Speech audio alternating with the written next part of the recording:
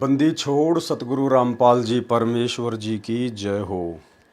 परम पिता परमात्मा सारी सृष्टि के रचनहार कुल मालिक असंख्य ब्रह्मांडों के स्वामी जगत गुरु तीनों लोकों में प्रवेश करके सबका भरण पोषण करने वाले राजाधिराज आत्माधार नाथों के नाथ देवों के देव महादेव सर्वेश्वर महेश्वर मृत्युंजय अजरो अमर आदि अनादि सनातनी प्रभु जगत पिता जगदीश्वर श्री श्री 1008 की उपाधि के वास्तविक अधिकारी अकाल मूर्त शब्द स्वरूपी राम वासुदेव सर्वगतम ब्रह्म परम पूज्य प्रथम पूज्य परम संत परम पुरुष परम धनी परम दयालु सत्य कबीर हक्का कबीर अल्लाहु अकबर बाखबर अल्लाह ताला जगत के तारणहार जगत के मुक्तिदाता जगत के जगन्नाथ हारे के सहारे हिंदुओं के राम मुसलमानों के अल्लाह सिखों के वाहिगुरु ईसाइयों के मसीह दया के सागर दया निधि करुणा के सागर करुणा निधि स्वयंभू परिभू संकट मोचन कष्ट हरण मंगल करण दुख भंजन अविगत कबीर निर्विकार निर्विषम परमात्मा अलय अलेख सतगुरु आदि अनादि सतगुरु असली मर्यादा पुरुषोत्तम असली राम असली कृष्ण असली घनश्याम असली मुरारी राजाओं के राजा महाराजाओं के महाराजा शहंशाहों के शहंशाह सम्राटों के सम्राट भगवानों के भगवान अल्लाहों के अल्लाह प्रभुओं के प्रभु मसीहाओं के मसीह सच्चे वाहिगुरु बाबाओं के बाबा पीरों के पीर सेठों के सेठ जगत सेठ सावड़सा सेठ सर्वगुण संपन्न अनंत कोटि कलाओं के स्वामी अनंत कोटि ब्रह्मांडों के नायक योगियों में महायोगी ध्यानियों में महाध्यानी सिद्धों में परम सिद्ध ज्ञानियों में तत्व ज्ञानी ब्रह्म ज्ञानी महाज्ञानी परम ज्ञानी सर्वश्रेष्ठ ज्ञानी विज्ञानी युवा कबीर समृद्ध कबीर असमवात अमित ओजा सच्चे रहनुमा करीम अल्लाह सुबहान अल्लाह दुनिया के अंतिम पैगंबर 8 सितंबर 1951 से गांव धनाना जिला सोनीपत हरियाणा भारतवर्ष की पावन भूमि पे प्रकट रियल कल की भगवान श्री नारायण साकार हरि श्री बाबा साहेब गरीब निवाज संत श्रोमणी सतगुरु रामपाल जी परमेश्वर जी के चरण कमल में साध संगति से जुड़े हुए देश विदेश से हम सभी सत्सेवक भाई बहनों का अनंत कोटि दंडवत प्रणाम। सत्साई भाई और बहनों, बहुत बड़ी दया बहुत बड़ी मेहर पूज्य गुरुदेव भगवान की, जिनके शुभ आशीर्वाद से आप और हम सभी सत्सेवक भाई बहन भक्ति मार्ग पर तत्व ज्ञान को आधार बनाकर सतगुरु आशीर्वाद से निरंतर आगे की ओर बढ़ रहे हैं। भाई और बहनों, कबीर सागर के सरलार्थ के ऊपर जो कि गुरुदेव भगवान के कर कमल से लिखित है, अनुवादित है, वीडियो बनाने की श्रृंखला जारी है और पिछले वीडियो में हमने काफ़ी कुछ पढ़ा समझा और गुरुदेव भगवान के आशीर्वाद से अपने जीवन में धीरे धीरे लागू भी कर रहे हैं। भाई और बहनों, ये सभी पवित्र पुस्तकें पूर्ण परमेश्वर सतगुरु रामपाल जी के कर कमल से लिखित होने के कारण हमने इनको पढ़ना बहुत आवश्यक है। यदि हम नहीं पढ़ेंगे या अनपढ़ हैं, किसी और से नहीं सुनेंगे, तो हम कहीं न कहीं परमात्मा के दोषी बनते हैं, क्योंकि परमेश्वर ने लिखी हमारे लिए है तो पढ़नी भी हमें ही पड़ेंगी। भाई और बहनों, सन 2014 बरवाला कांड से पहले जब हम सतलोक आश्रम में पूज्य गुरुदेव जी के मुख कमल से सत्संग सुनने व आशीर्वाद लेने जाया करते थे और जब गुरुदेव भगवान सुबह या रात्रि के समय सत्संग किया करते थे, उस समय पांडाल में कुछ भक्तों की सेवा लगाई जाती थी पांडाल सेवादारों के तौर पर। उनका यही काम होता था कि यदि कोई भगत सो जाए या आपस में बातचीत कर रहे हैं तो उनको सावधान किया जाए कि भाई सामने गुरुदेव भगवान सत्संग कर रहे हैं। ऐसा परमात्मा क्यों करवाया करते थे? इसलिए क्योंकि गुरुदेव भगवान को पता है अपने विधान का, अपने संविधान का और इस काल के विधान का, कि जब कल को ये प्राणी धर्मराज के दरबार में जाएगा तो धर्मराज फिर इस आत्मा को दंडित करेगा कि भाई देख, पूर्ण परमात्मा सतलोक से सशरीर प्रकट होकर तेरे लिए दिन रात सत्संग कर रहा था और उस समय तू सत्संगों को ध्यान से ना सुनकर लोट पलोट मार रहा था, नींद ले रहा था, आपस में इधर उधर की बातें कर रहा था, तो उसका दंड फिर इस जीव आत्मा को दिया जाता है, यानी परमेश्वर को हल्के में लेने की सजा। ठीक इसी प्रकार भाई और बहनों, वर्तमान में गुरुदेव भगवान ने उसी पूर्ण परमेश्वर कबीर जी ने 8 सितंबर 1951 को गांव धनाना जिला सोनीपत हरियाणा की पवित्र भूमि पे प्रकट होकर और वर्तमान में हमारे लिए जितनी भी पुस्तकें अपने कर कमल से लिखी हैं, इन पुस्तकों को हमने ध्यान से पढ़ना या सुनना बेहद ज़रूरी है। अन्यथा यदि किसी कारण से हम सतलोक नहीं जा पाए तो फिर ये धर्मराज हमें दंडित अवश्य करेगा। तो भाई और बहनों, अब हम आगे बढ़ते हैं। पवित्र पुस्तक कबीर सागर का सरलार्थ आज हम पेज नंबर 108 से शुरू करेंगे। ज्ञान सागर का निष्कर्ष, यानी कबीर सागर में जो ज्ञान सागर नाम का अध्याय है उसका निष्कर्ष क्या है जो वर्तमान में हमारे मतलब का है। इस अध्याय में कुल 106 प्रश्न हैं। हमने मोती निकालने हैं। सागर भरा रहेगा। हमारे लिए मोती प्राप्त करना अनिवार्य तथा पर्याप्त है। प्रथम तो यह सिद्ध करना चाहूँगा कि अथाह सागर से मोती निकालना मेरे स्तर का कार्य नहीं था।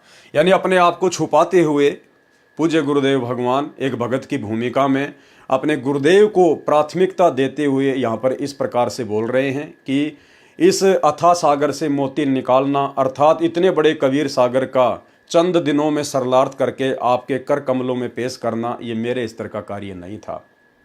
परमेश्वर हैं, इसमें कोई संशय नहीं है, लेकिन इस काल लोक में परमेश्वर जिस प्रकार से अपने आप को छुपाते हुए अन्य युगों में भी लीला करते हुए आए हैं, उसी प्रकार से आज भी अपने आप को छुपाते हुए ये बात कह रहे हैं। मैं रामपाल दास केवल 10वीं तक पढ़ा हूँ। उसके पश्चात 3 वर्ष का सिविल इंजीनियरिंग में डिप्लोमा किया और हरियाणा सरकार के सिंचाई विभाग में 17/2/1977 को जूनियर इंजीनियर जेई के पद पर नौकरी पर लगा।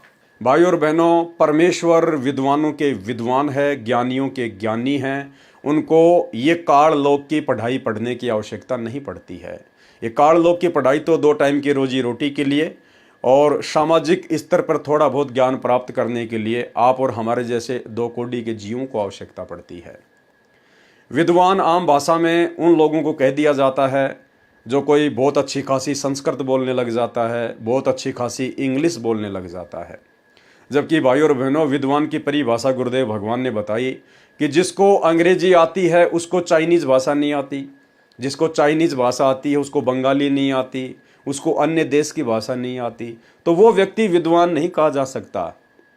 जिस व्यक्ति को 2, 5, 10, 20, 25 भाषाओं का ज्ञान है उस व्यक्ति को विद्वान नहीं कहा जा सकता।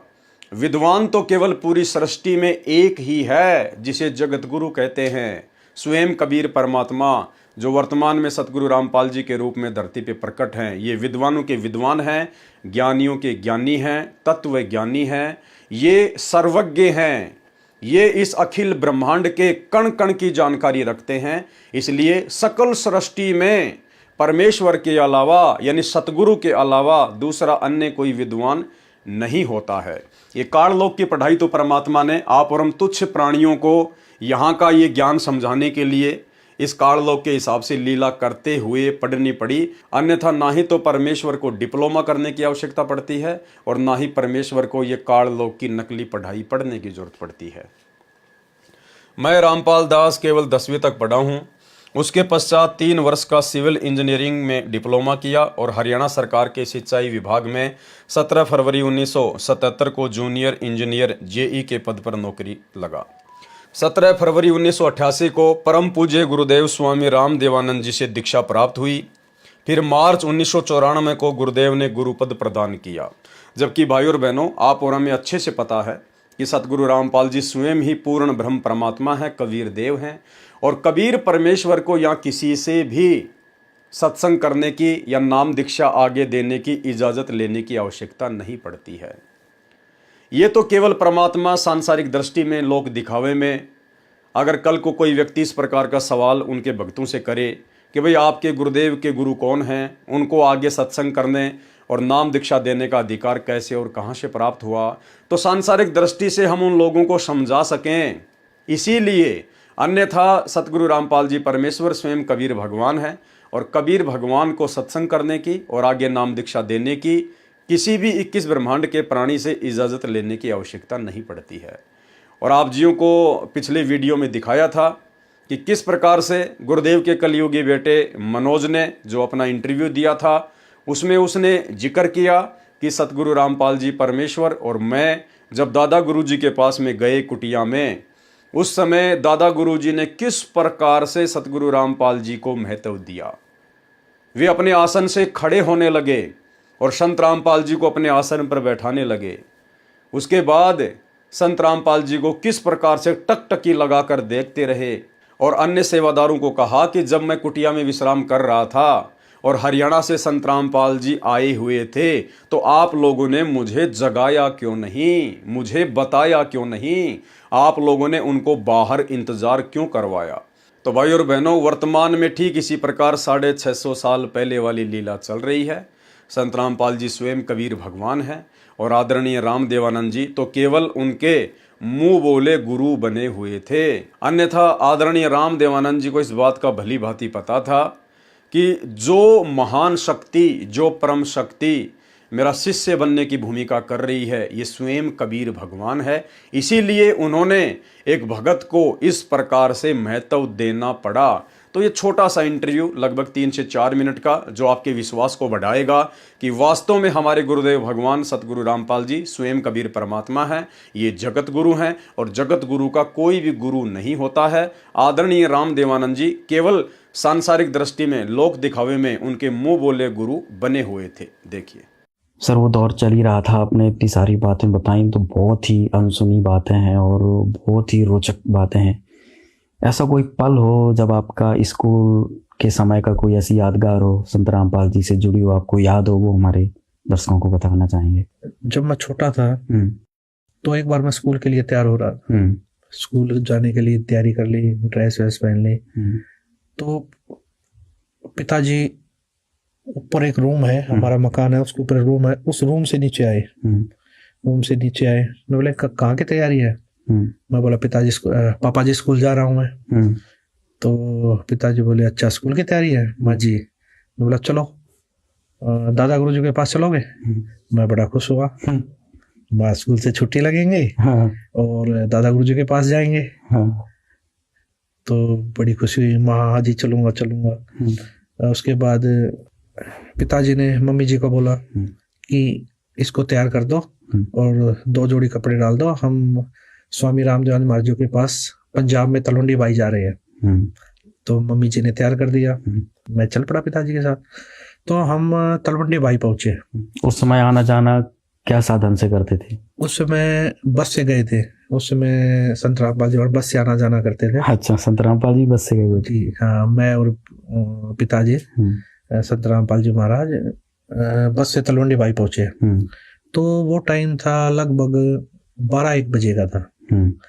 12-1 बजे हुए थे। तो हम तलवंडी बाई, जो स्वामी रामदेवानंद जी महाराज के कई आश्रम है, तो वो तलवंडी बाई, मोगा, चुडानी, नजफगढ़, बहुत जगह आश्रम थे स्वामी रामदेवानंद महाराज के। तो और लाखों की संख्या में स्वामी रामदेवानंद महाराज के शिष्य भी थे। तो हम तलवंडी बाई पहुंचे आश्रम में। पहुंचने के बाद श्रद्धालु जो वहाँ सेवा कर रहे थे सबसे सत्साहिब हुई, तो वहाँ बैठे। तो दादा गुरुदेव जी के बारे में पूछे, गुरुदेव जी कहाँ है? तो बताए जी वो विश्राम कर रहे हैं कमरे में अंदर। तो जब विश्राम कर रहे थे तो एक श्रद्धालु बोला जी दादा गुरुदेव जी को उठा देते हैं। तो गुरुजी ने मना कर दिया, नहीं, गुरुदेव जी को सोने दो, जब उठेंगे ना तब मिल लेंगे। ठीक है। तो हम गुरुदेव जी और दादा गुरुदेव जी का कमरा था, उससे बाहर बैठ गए। तो बाहर बैठ गए तो हम श्रद्धालु जो वहाँ सेवा कर रहे थे वो चाय ले आया। तो हमने वहाँ बैठकर चाय पी। तो चाय पी रहे थे, इतनी देर में अंदर से आवाज आई, खटखट की आवाज आई। तो जो सेवा कर रहा था वो, हाँ, जो श्रद्धालु वहाँ हमारे साथ बातचीत कर रहा था, बैठा था, वो एकदम उठ के अंदर भागा। वो माँ क्या हुआ? पिताजी बोले क्या हुआ? गुरुदेव जी उठ गए हैं। तो वो भागा अंदर। तो अंदर गया तो हम बाहर खड़े थे, गुरुदेव जी इंतजार कर रहे थे हम। तो अंदर से जैसे श्रद्धालु ने जाके बताई कि हरियाणा से रामपाल जी आए हैं और उनका लड़का साथ आया है। तो दादा गुरुदेव जी अंदर से आवाज आ रही, अंदर क्यों नहीं बुलाया उनको? दादा गुरुदेव जी अंदर क्यों नहीं आए, अंदर क्यों नहीं लेके आए आप उनको? अच्छा। वो कह रहा जी आप विश्राम कर रहे थे, उठाया क्यों नहीं मेरे को? अच्छा, आपने उठाया क्यों नहीं? जब वो आए हुए थे तो उठाया क्यों नहीं मेरे को? अंदर क्यों नहीं लेके आए आप? अच्छा। तो एक श्रद्धालु और था, वो भागा आया अंदर से बाहर, ने बोला जी गुरुदेव जी बुला रहे हैं आपको, अंदर आ जाओ, जल्दी आ जाओ, यानी कि जल्दी ही उसमें आओ। तो गुरुदेव जी बोले, बोले क्या बात हुई? उनको रोका, कुछ बात होगी क्या? कि वो बोले कोई ऐसी बात तो नहीं होगी जिससे दादा गुरुदेव जी स्वामी रामदेव जी महाराज मुझसे नाराज हो गए हो कभी? कोई ऐसी बात तो नहीं हो रखी है? गुरु जी बोले, बोला नहीं जी, नाराज नहीं, वो तो यूं कह रहे हैं, वो तो ये दादा गुरुदेव जी ये कह रहे हैं, उनको पहले क्यों नहीं बुलाया? अच्छा। मुझे उठाया क्यों नहीं? वो तो इसलिए बोल रहे हैं। तो उसके बाद अंदर गए, तो दादा गुरुदेव जी यूं देखकर, रूम था, तो दादा गुरुदेव जी यूं देखकर, यूं गेट की तरफ देखकर यूं उठ रहे। अच्छा। यानी कि गुरु जी अंदर आए, उनको देखकर उठने लगे। अच्छा। अपनी चारपाई से। अच्छा। हाँ, उठने लगे। तो गुरु जी, हम स्पीड से चल ही रहे थे, जाके गुरुजी के चरण लिए, चरण लेके गुरुजी के खड़े, तो दादा गुरुजी उठ रहे थे। उठते साथ बोले, जी आप यहाँ बैठिए।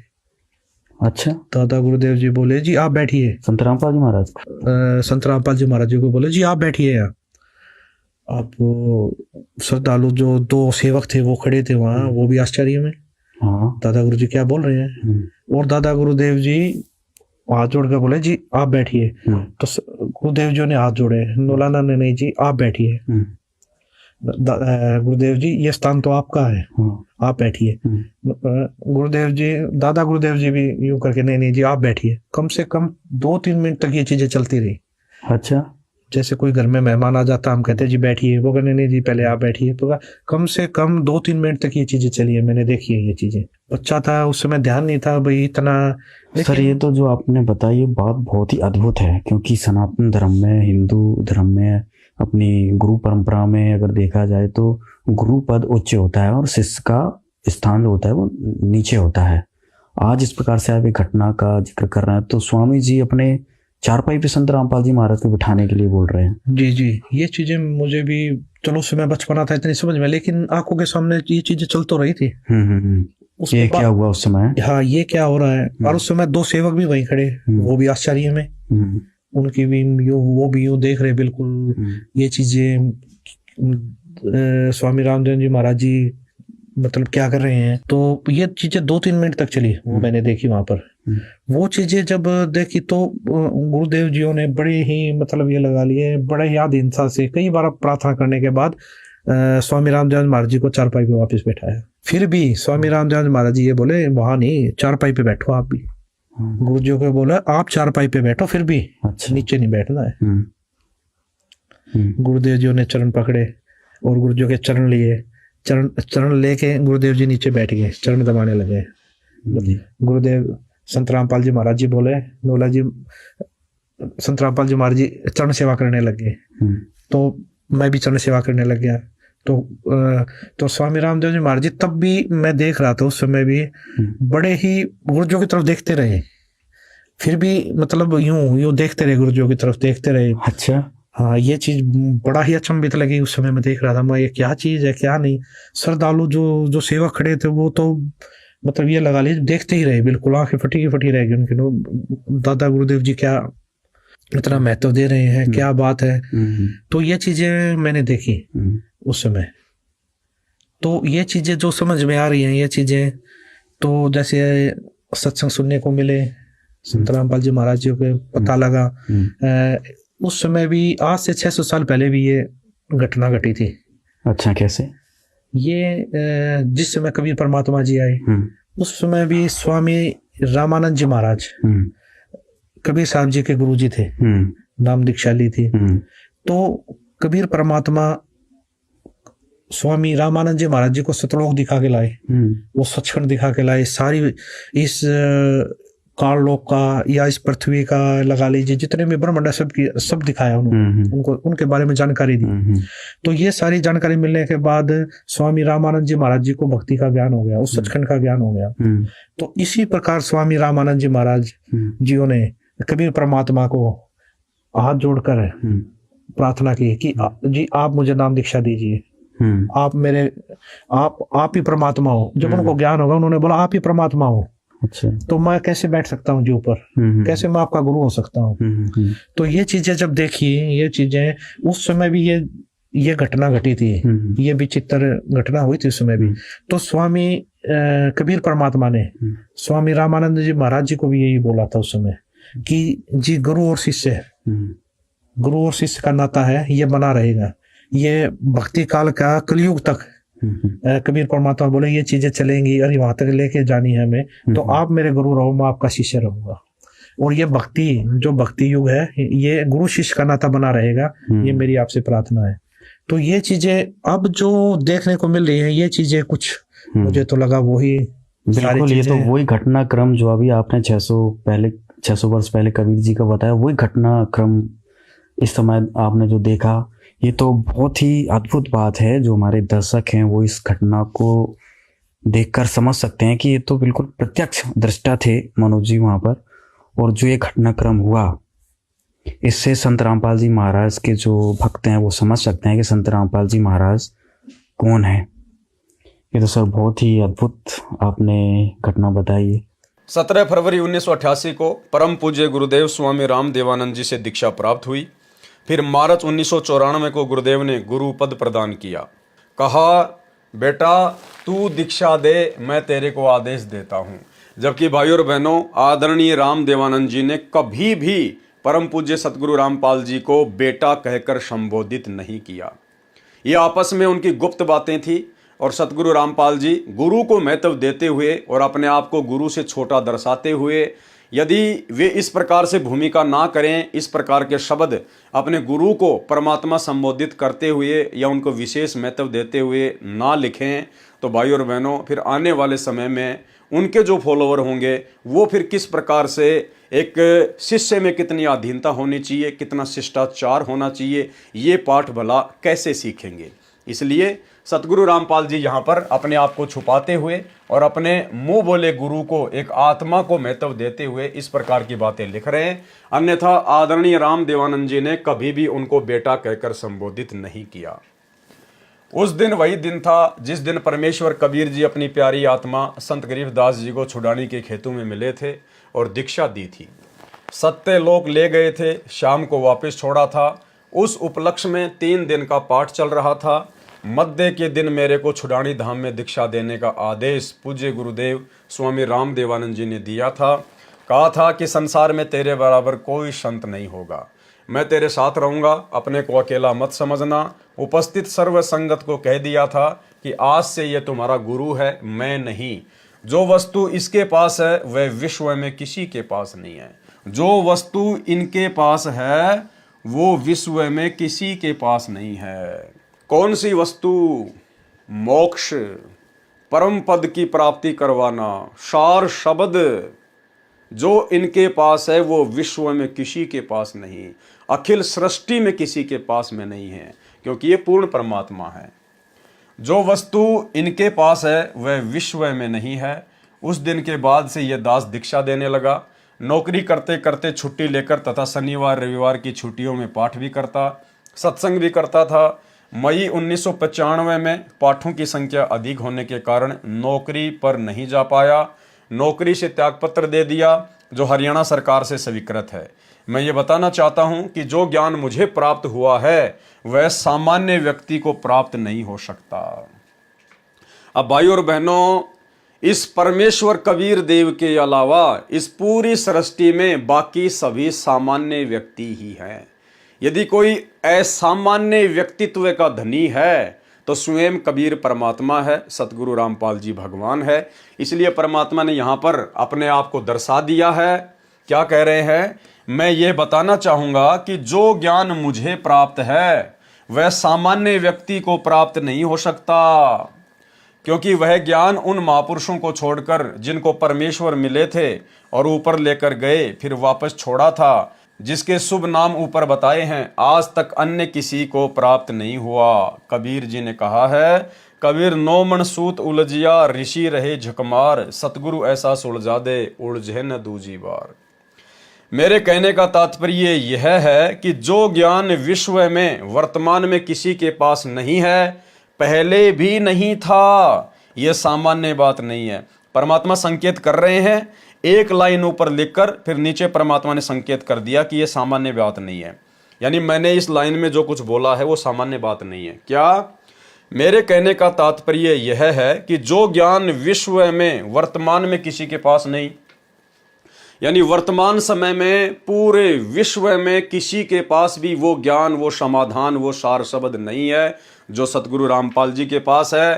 पहले भी नहीं था, पहले भी नहीं था। यानी संत रामपाल जी से पहले उनके मुंह बोले गुरुदेव थे आदरणीय रामदेवानंद जी, उनके पास भी नहीं था। पंडित चिदानंद जी के पास भी नहीं था। आदरणीय गरीबदास जी के पास भी नहीं था। तो भाइयों और बहनों, फिर था किसके पास में? 650 साल पहले तो खुद ही परमात्मा आए थे कबीर नाम से। उस समय ये पूरा ज्ञान देना नहीं था। और कह रहे हैं कि वर्तमान में ये ज्ञान किसी के पास नहीं है और ना पहले था। इसका मतलब भाई और बहनों, सतगुरु रामपाल जी खुद ही कबीर भगवान है। और कबीर भगवान के अलावा ये ज्ञान ना तो वर्तमान में किसी के पास हो सकता, ना आगे किसी के पास होगा, और ना पहले किसी के पास में हुआ था। इस लाइन का मतलब ये है सांकेतिक रूप में कि सतगुरु रामपाल जी वर्तमान में खुद ही कबीर भगवान है और इनके अलावा इस सृष्टि की रचना को अन्य कोई ना जान सकता, ना पहचान सकता, ना कोई किसी को बता सकता। और इस काल के 21 ब्रह्मांड से कोई भी जीव किसी जीव को मुक्त नहीं करवा सकता परमेश्वर के अलावा। तो यहाँ पे गुरुदेव ने ये बातें कहकर अपने आप को कबीर परमात्मा साबित कर दिया है। मेरे कहने का तात्पर्य यह है कि जो ज्ञान विश्व में वर्तमान में किसी के पास नहीं है, पहले भी नहीं था, ये सामान्य बात नहीं है। पहले जिन महापुरुषों को परमेश्वर मिले उनको संपूर्ण ज्ञान था। अब यहां पर परमात्मा ने फिर अपने आप को छोटा साबित कर दिया कि उनको संपूर्ण ज्ञान था। अगर उन्हीं को संपूर्ण ज्ञान था तो यहां पर संत रामपाल जी ये बात क्यों लिखेंगे कि जो ज्ञान विश्व में वर्तमान में किसी के पास नहीं, पहले भी नहीं था, तो फिर उन महापुरुषों के पास में संपूर्ण ज्ञान कहां से आ जाएगा? तो हमने संकेतों को समझना पड़ेगा। परमात्मा बीच बीच में अपने आप को छुपा भी देते हैं, अपने आप को उजागर भी कर देते हैं। और इन पॉइंटों को पकड़ने के लिए ही परमात्मा ने हमें सत्संग सुनाए हैं, तत्व ज्ञान दिया है और साध संगति से जोड़ दिया है। भाइयों और बहनों, आपके हृदय में सतगुरु अभी समाये हैं या नहीं समाये हैं, आप अपने गुरुदेव भगवान को कितना महत्व दे पा रहे हैं, इसका एक फॉर्मूला है। जब भी हम कोई लेख अपने पूज्य गुरुदेव के कर कमल से लिखित पढ़ेंगे, जैसे उनके द्वारा लिखी गई कोई पुस्तक, और यदि हमें उनके कर कमल से लिखी गई पुस्तक में ऐसी ऐसी गूढ़ बातें, रहस्यमयी बातें सुनकर यदि दृढ़ विश्वास हो जाता है कि इसमें कोई मीन मेख नहीं है, गुरुदेव ने जो कह दिया फाइनल, यानी हमें वेद, गीता, कुरान, पुराण, बाइबल पर भी इतना विश्वास नहीं होगा जो हमें अपने गुरुदेव भगवान के कर कमल से लिखित लेख पर होगा, तो समझिए आपके हृदय में आपके गुरुदेव भगवान समाये हुए हैं। यानी आपके लिए आपके गुरुदेव भगवान के अलावा अन्य कोई भी देवी देवता या महापुरुष वो महत्व नहीं रखता जो महत्व आपके लिए आपके गुरुदेव भगवान रखते हैं। ये पहचान है भाई और बहनों। यानी हम गीता में कोई बात पढ़ें, वेदों में कोई बात पढ़ें, कोई गूढ़ रहस्य निकल के आए, तो हमें इतनी खुशी और इतनी प्रसन्नता नहीं होगी जितनी खुशी और प्रसन्नता हमें अपने गुरुदेव के कर कमल से लिखित उन पवित्र पुस्तकों में जब मिलेगी, हम पढ़ेंगे और उस समय हमें जो अपार खुशी होगी, हमारे अंदर जो विश्वास पैदा होगा, तो ये पहचान होती है अपने गुरुदेव को ही परमात्मा मानने की। मेरे कहने का तात्पर्य यह है कि जो ज्ञान विश्व में वर्तमान में किसी के पास नहीं है, पहले भी नहीं था, ये सामान्य बात नहीं है। पहले जिन महापुरुषों को परमेश्वर मिले थे उनको संपूर्ण ज्ञान था, परंतु उनको संपूर्ण दीक्षा देने का आदेश नहीं था। वह संपूर्ण आध्यात्मिक ज्ञान तथा संपूर्ण दीक्षा मंत्र देने का अधिकार मुझ दास को मिला है, क्योंकि वो संपूर्ण अधिकार इस अखिल सृष्टि में केवल कबीर परमेश्वर को ही हो सकता है। और वर्तमान में गुरुदेव भगवान स्वयं कबीर परमात्मा ही है। और फिर अपने आप को छुपाते हुए कह देते हैं कि भाई ये सत्संग करने का आदेश, नाम दीक्षा देने का आदेश मुझे मेरे पूज्य गुरुदेव की दया से प्राप्त हुआ, कबीर भगवान की दया से प्राप्त हुआ। तो अब हम इन संकेतों को समझने लग गए हैं कि परमेश्वर अपने आप को क्यों छुपाते हैं। वह संपूर्ण आध्यात्मिक ज्ञान तथा संपूर्ण दीक्षा मंत्र देने का अधिकार मुझदास को मिला है। यह असामान्य बात है। मेरी इतनी तीक्ष्ण बुद्धि नहीं थी कि इतने विशाल अध्यात्म ज्ञान को संग्रह यानी स्टोर कर सके, तथा सार निकाल सके। ये तो परमेश्वर कबीर बंदी छोड़ जी की शक्ति से तथा पूज्य गुरुदेव जी के आशीर्वाद तथा आदेश से संभव हुआ है। सीधे शब्दों में वही लीला चित्रार्थ हुई जो तोतादरी नामक स्थान पर पंडितों के भंडारे में प्रवेश करने के लिए कबीर परमेश्वर जी ने एक भैंसे को चारों वेदों के मंत्र संस्कृत भाषा में बुलवाए थे। मुजदास से भी ये आध्यात्मिक संपूर्ण सत्य ज्ञान बुलवाया जा रहा है। नहीं, अब आप और हमारी ये परीक्षा होगी भाई और बहनों, जब हम इस प्रकार के लेख गुरुदेव के कर कमल से लिखित पढ़ेंगे जिनमें गुरुदेव अपने आप को छुपाते हैं, तो वो हमारी परीक्षा होगी कि हम इन बातों को सीधे सीधे स्वीकार कर लेते हैं या फिर अब हमें हर शब्द में हर बात में अपने पूज्य गुरुदेव परमात्मा नजर आएंगे और हमें पता चल जाएगा, बिल्कुल नीर खीर का निबेरा सा हो जाएगा कि गुरुदेव यहाँ पर अपने आप को छुपा रहे हैं और यहाँ पर गुरुदेव अपने आप को उजागर कर रहे हैं। भाई और बहनों, ये दया वर्तमान में सतगुरु रामपाल जी परमेश्वर जी ने आप और हम सत्सेवकों के ऊपर बख्शी है। जिस प्रकार बनारस के तोतादरी शहर में कबीर परमात्मा ने एक जोटे को आशीर्वाद देकर वेद मंत्र बुलवाए थे, इस प्रकार की दया तो गुरुदेव ने वर्तमान में आप और हम जानवरों के ऊपर बख्श रखी है। आप और हमारी बुद्धि परमात्मा के मिलने से पहले जानवरों से ज्यादा नहीं थी। हम भी सारा दिन वही कर्म करते थे जो जानवर किया करते थे। फिर परमेश्वर ने हमें अपनी शरण में लिया, ज्ञान को समझने की बुद्धि प्रदान की, धीरे धीरे हमें आगे बढ़ाया अध्यात्म में, फिर अपनी पहचान करवाई। तो ये दया तो गुरुदेव ने उस वैसे राम की तरह आप और हमारे ऊपर कर रखी है। अपने आप को तो गुरुदेव भगवान छुपाते हुए कह रहे हैं कि मेरी इतनी तीक्ष्ण बुद्धि नहीं थी। अरे परमेश्वर से अधिक किसी की तीक्ष्ण बुद्धि हो सकती है क्या? तो ये सारी की सारी लीला परमात्मा की अब धीरे धीरे हमें समझ में आने लगेंगी। परमेश्वर कबीर जी की दया शक्ति से, गुरुदेव जी के आशीर्वाद से अब रामपाल दास सामान्य व्यक्ति नहीं रहा। सामान्य तो पहले भी नहीं थे और सामान्य वर्तमान में भी नहीं है, और ना परमात्मा कभी सामान्य होते हैं। ये तो आप और हमको परमात्मा ने असामान्य बना दिया, अपने भक्तों को आम जगत के लोगों से असामान्य बना दिया परमात्मा ने। परमेश्वर तो असामान्य ही होते हैं। परमेश्वर कबीर जी की दया शक्ति से, गुरुदेव जी के आशीर्वाद से अब रामपाल दास सामान्य व्यक्ति नहीं रहा, संत विशेष की श्रेणी में हो गया है। संत बोले सहज सुभाए, संत का बोला निष्फल ना जाए। यानी जो पूर्ण संत होता है, यदि वो नॉर्मल बातचीत करते समय भी अपने मुख से कोई बातें निकाल देता है तो भी वो असामान्य बात नहीं होती, वो पत्थर की लकीर होती है। साध वचन पलटे नहीं, चाहे पलट जाए ब्रह्मांड। ज्ञान सागर का सार पेज नंबर 1 पर सर्वप्रथम कुछ नाम लिखे हैं जिनसे स्पष्ट है कि पवित्र कबीर सागर पर धनी धर्मदास जी के बिंद यानी पुत्र वंशावली का प्रभाव रहा है। यदि कुछ कांट छांट मिलावट या बनावटी वाणी काटी या लिखी है तो यह श्रेय धर्मदास जी के गद्दी वाले महंत साहिबानों को ही जाता है। यानी कबीर सागर का जितना भी बेड़ा गर्क किया है, जितनी भी वाणियां अपने मन मुखी मते से उसमें जोड़ी है या निकाली है, ये सारा का सारा कार्य काल प्रेरणा से धर्मदास जी की गद्दी वालों ने किया है। सौरठा बूझो संत विवेक करी, सत्य नाम सार, सतगुरु का आदेश ये है उतरो भवजल पार। सुमरो मनचित एक करी, सतगुरु दीन दयाल। यथार्थ वाणी क्या है जो गुरुदेव भगवान बता रहे हैं? सुमरो मनचित एक करी, सतगुरु करे निहाल।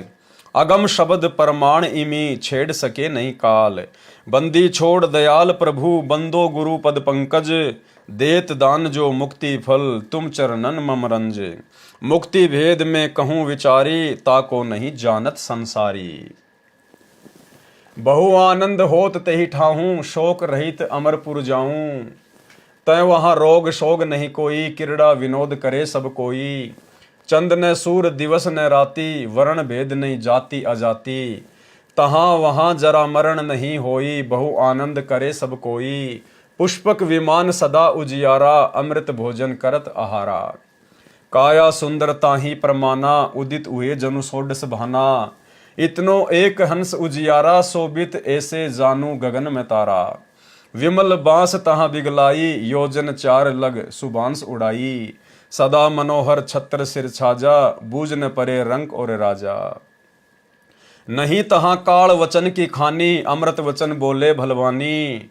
आलस निंद्रा नहीं प्रकाशा, बहुत प्रेम सुख करे विलसा। साखी अस सुख है हमरे घरे, कहे कबीर समुझाए, सत शब्द को जान के अस्थिर बैठे जाए। अब परमेश्वर ने सतलोक के आनंद के विषय में, सतलोक के सुख के विषय में जो इन वाणियों में वर्णन किया है, अब इसका खुलासा करेंगे। भावार्थ, परमेश्वर कबीर जी ने अपने प्रिय भगत धर्मदास जी को बताया कि जिस तरह मुक्ति हो सकती है वह भेद बताता हूँ, और उस मुक्ति को प्राप्त हंस वहाँ चले जाते हैं जहाँ कोई रोग नहीं, कोई शोक नहीं, वहाँ पर सब आत्माएं आनंद से खेलती हैं, अर्थात सुख में जीवन जीते हैं। वहाँ पर कोई चांद सूर्य नहीं है, वहाँ पर वह सतलोक स्वयं प्रकाशित है।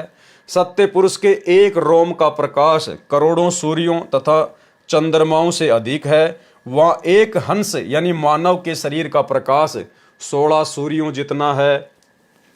वहाँ जाति भेद भी नहीं है। वहाँ हमारे सतलोक में जरा मरण नहीं है, सदा युवा रहते हैं, मृत्यु नहीं है।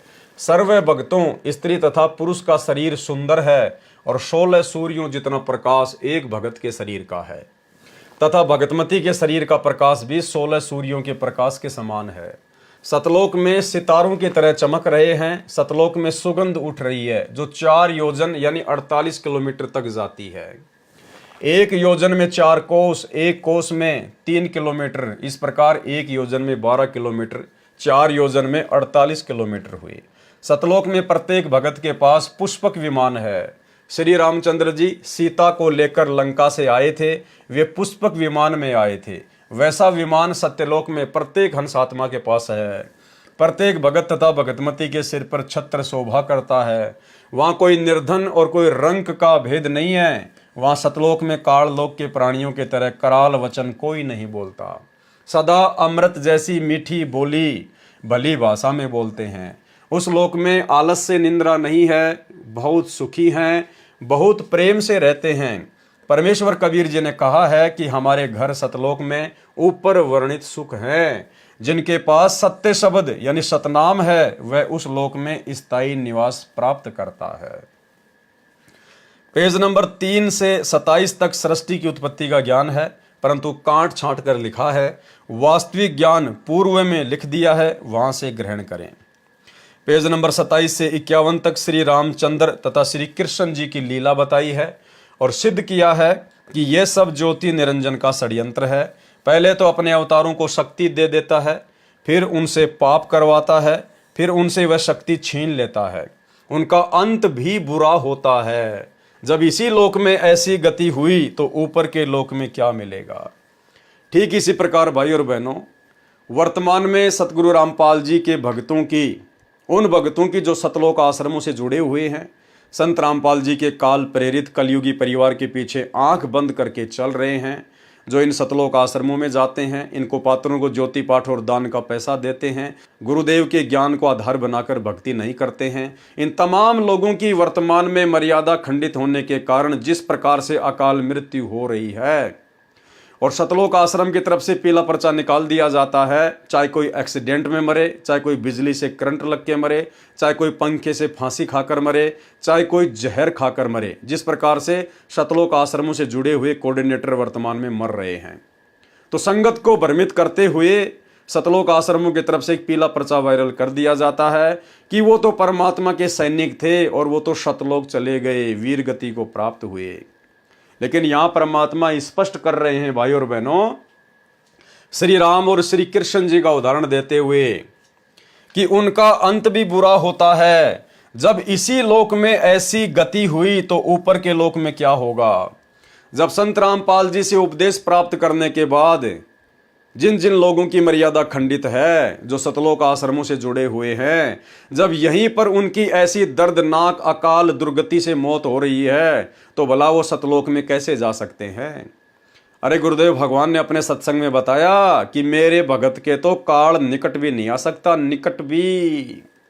और गुरुदेव ने बताया यदि भगतों की मौत भी अन्य जगत वालों की तरह होगी तो भला फिर भक्ति का फायदा क्या। सुनिए, परमात्मा कहते हैं भाई कहाँ जन्मे कहाँ पाले पोसे और खूब लड़ाए लाडे, ना बेरा इस देह के कहाँ खंडेंगे हाडे।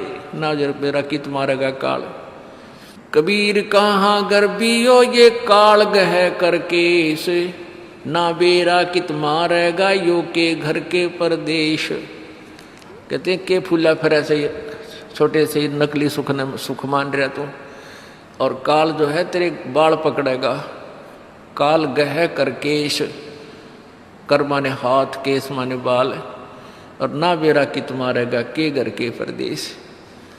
अब आपने उस आंध्र प्रदेश के मुख्यमंत्री की स्थिति देखी, ने कहा रहे किसी जगह मारेगा काल की तो पानी पैनी अभी ना पावे, वहाँ पटका ठाक है 3 दिन मत नो बेरा पट्टा पड़ा कहाँ पर है। तो पुण्यात्माओं,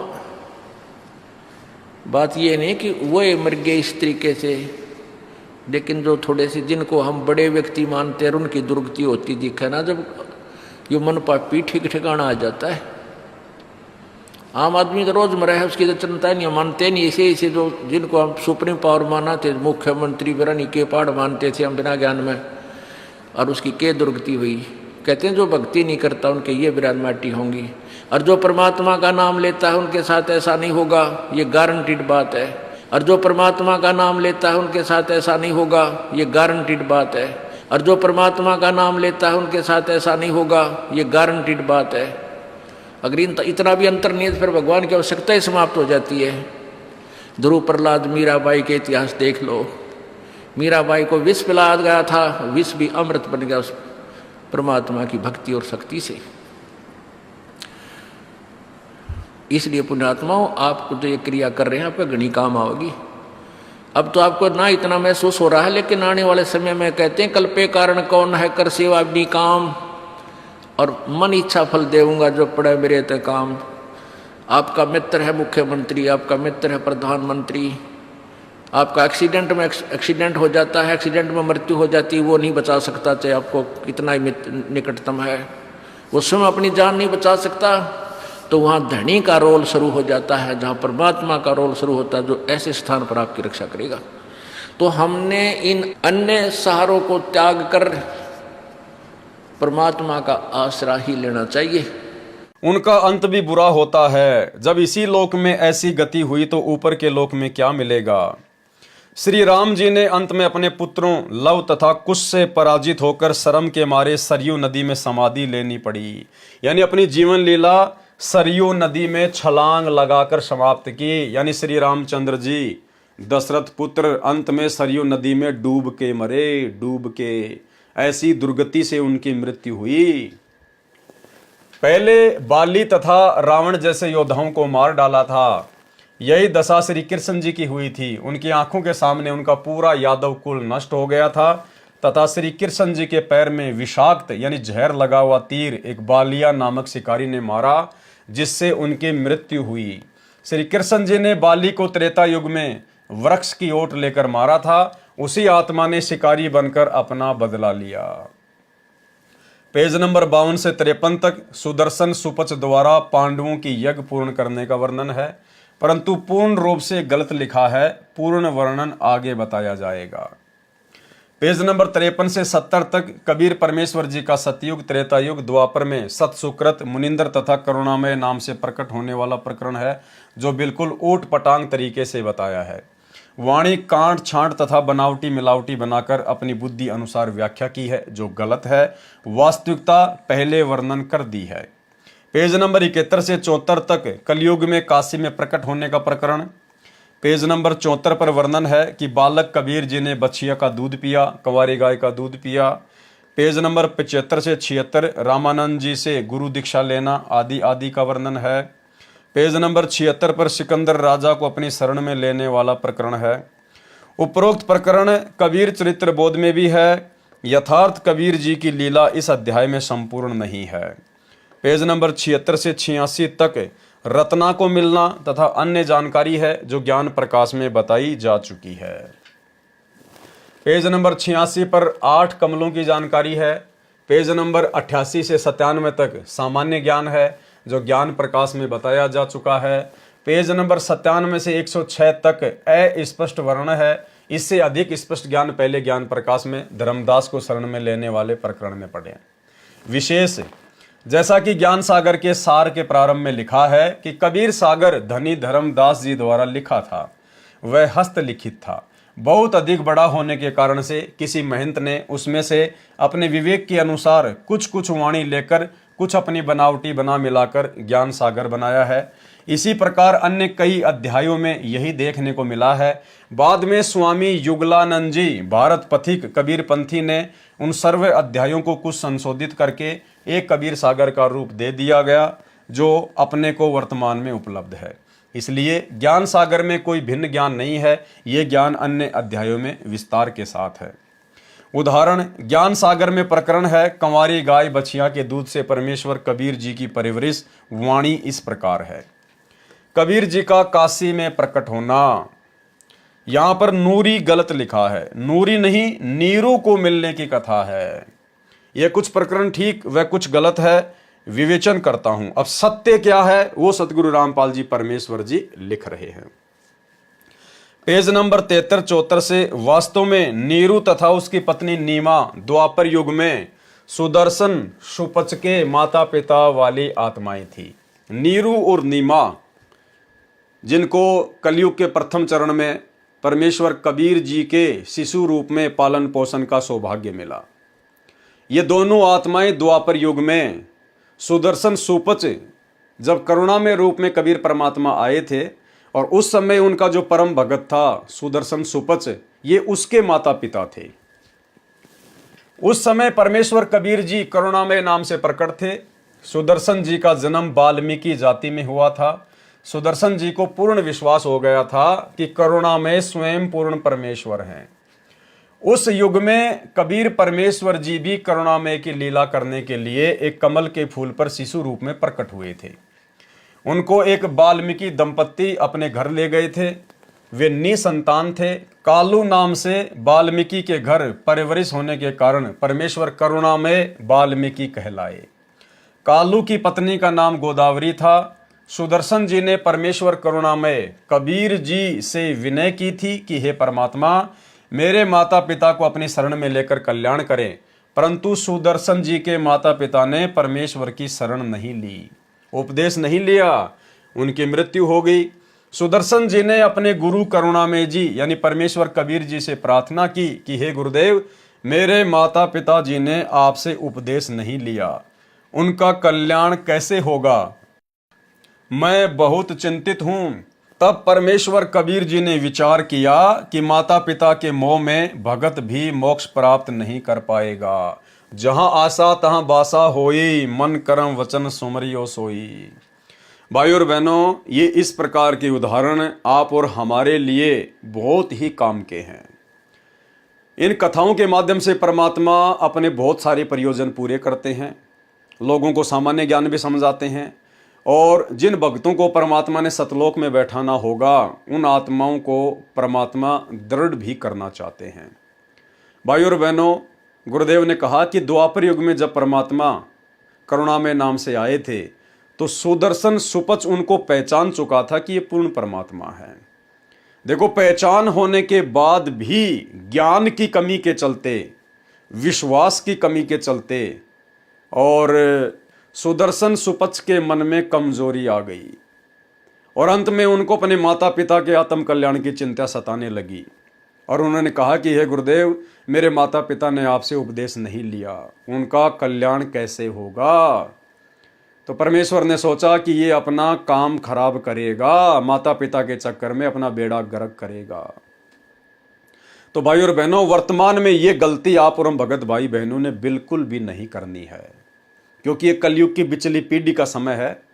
उस सुदर्शन सुपच को तो परमात्मा फिर से संभाल लेंगे, क्योंकि वो द्वापर की बातें थी। आगे फिर परमात्मा ने कलयुग की बिचली पीढ़ी में भी आके अपना खेल खेलना था और वर्तमान में इस दूसरे चरण में भी अपना खेल खेलना है।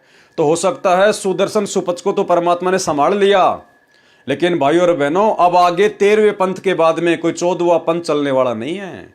अब आगे भक्ति मार्ग नहीं है, फिर तो असंख्य युग निकल जाएंगे, असंख्य युग हम महाकष्ट के भागी हो जाएंगे। इसलिए वर्तमान में हमने किसी भी प्रकार की कोई भी कमी अपने अंदर नहीं रखनी है। माता पिता को हमने ज्ञान समझा दिया, या हमने परमात्मा से जोड़ दिया। अब आगे का काम माता पिता का है और उस परमेश्वर का है। अब आगे का काम आत्मा और परमात्मा के बीच का है, वो हमारे माता पिता नहीं हैं। आज जिन्हें हम अपना माता पिता समझ रहे हैं वो ना जाने कितने जन्मों में हमारे घोर दुश्मन की भूमिका निभा चुके हैं, हमारे बेटा बेटी की भूमिका निभा चुके हैं। तो भाई और बहनों, ये सारा का सारा काल का षड्यंत्र है। इसने हमारे को आपस में रिश्तों में ऋणों में बांध रखा है।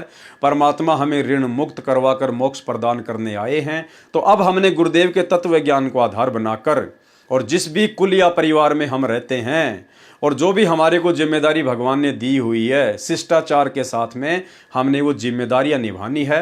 फालतू का लाड प्यार प्रेम मोह ममता हमने किसी से नहीं रखनी है, क्योंकि गुरुदेव ने बता दिया, बेटा ये मिट्टी के पुतले, हाड़ मांस के पुतले हैं, ये काल के खिलौने हैं, ये कब टूट जाएंगे इनका कोई भरोसा नहीं है। और कितनी बार तुम ये खिलौने बन चुके हो। तो अब हमने फालतू की मोह ममता जो हमारे पैरों में बेड़ियां डालती हैं मोक्ष मार्ग में, अब हमने ऐसी गलती बिल्कुल भी नहीं करनी है। हमने खुद भी भक्ति करनी है, अपने पूरे परिवार को भी भक्ति पर लगाना है। हमने संदेशा उनको देते रहना है। कोई लग जाएगा तो अच्छी बात है, नहीं लगता है भक्ति मार्ग पर तो हमारा कार्य पूरा हुआ। आगे वो आत्मा जाने, उसका परमात्मा जाने। हमने तो अपने आत्म कल्याण की सोचनी है। परमात्मा कहते हैं, आप मरे जग प्रलय होई। जब इंसान खुद मर जाता है तो उसके लिए तो पूरी सृष्टि मर जाती है। तो भाई और बहनों, यही सोचकर हमने विशेष तौर पर अपने आत्म कल्याण के लिए विशेष सावधानी रखनी है।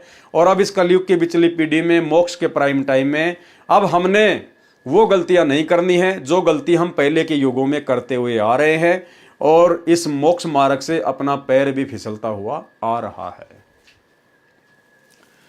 तब परमेश्वर कबीर जी ने विचार किया कि माता पिता के मोह में भगत भी मोक्ष प्राप्त नहीं कर पाएगा। जहाँ आशा तहाँ बासा होई, मन कर्म वचन सुमरियो सोई। इसलिए परमेश्वर कबीर जी ने अपने भगत को विश्वास दिलाया कि मैं तेरे माता पिता का कल्याण करूंगा, उनको अगले जन्म में शरण में लूंगा, ये मेरी प्रतिज्ञा है। तब भगत सुदर्शन जी शांत होकर भक्ति करने लगा।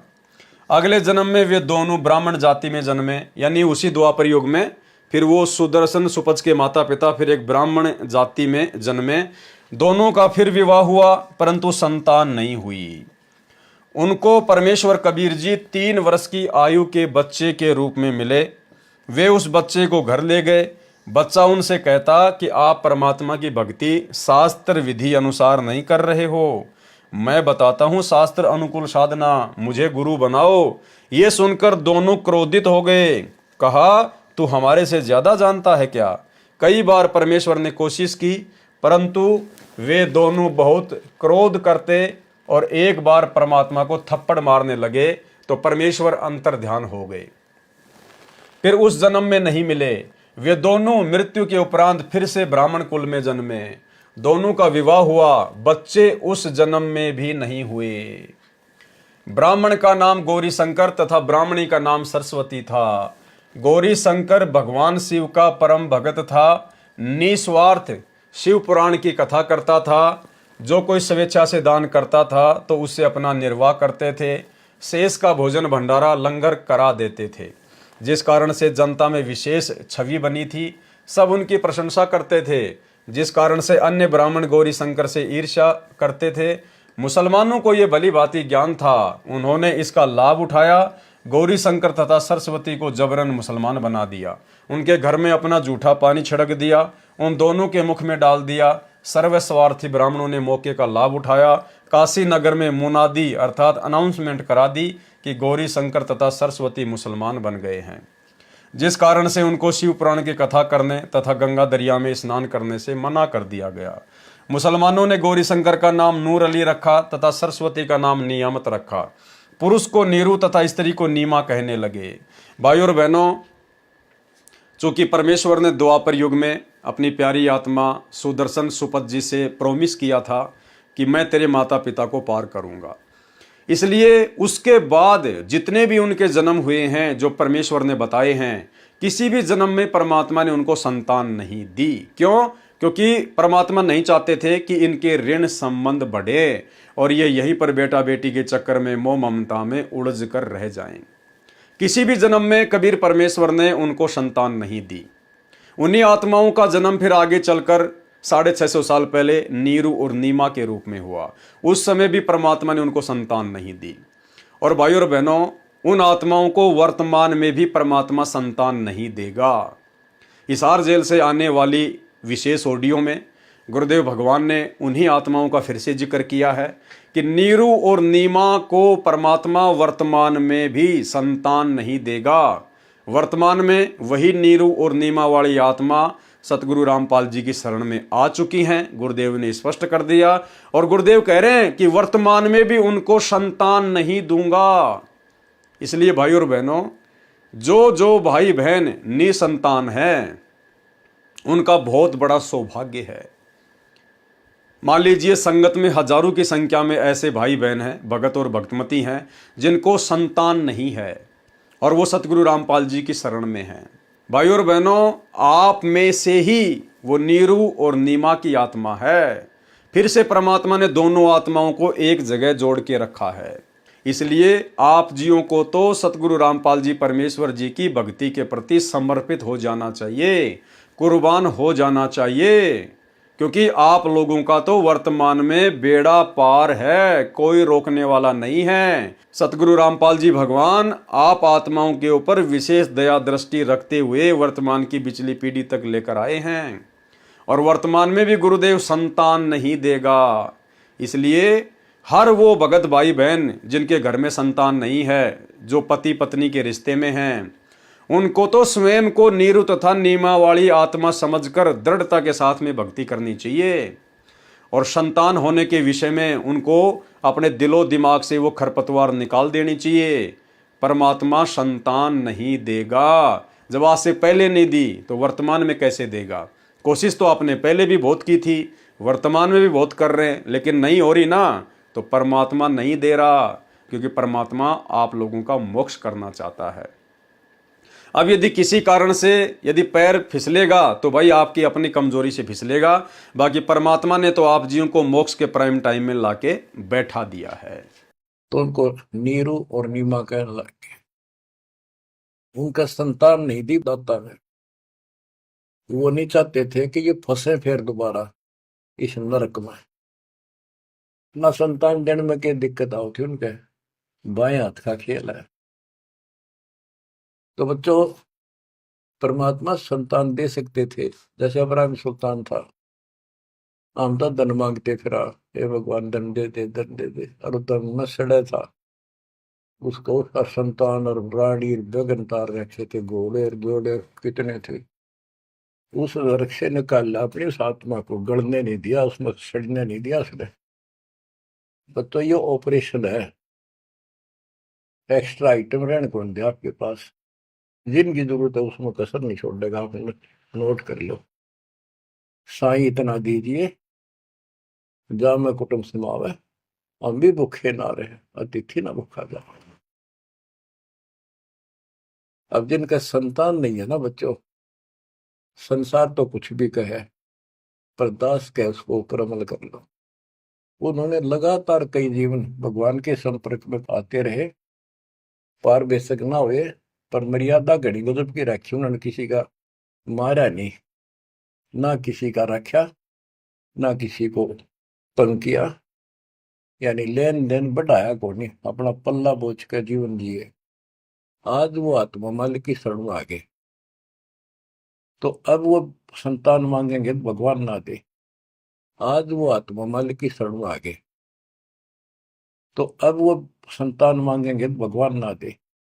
आज वो आत्मा मालिक की शरण में आ गए, तो अब वो संतान मांगेंगे तो भगवान ना दे, क्योंकि उनका संस्कार खत्म हो चुका है।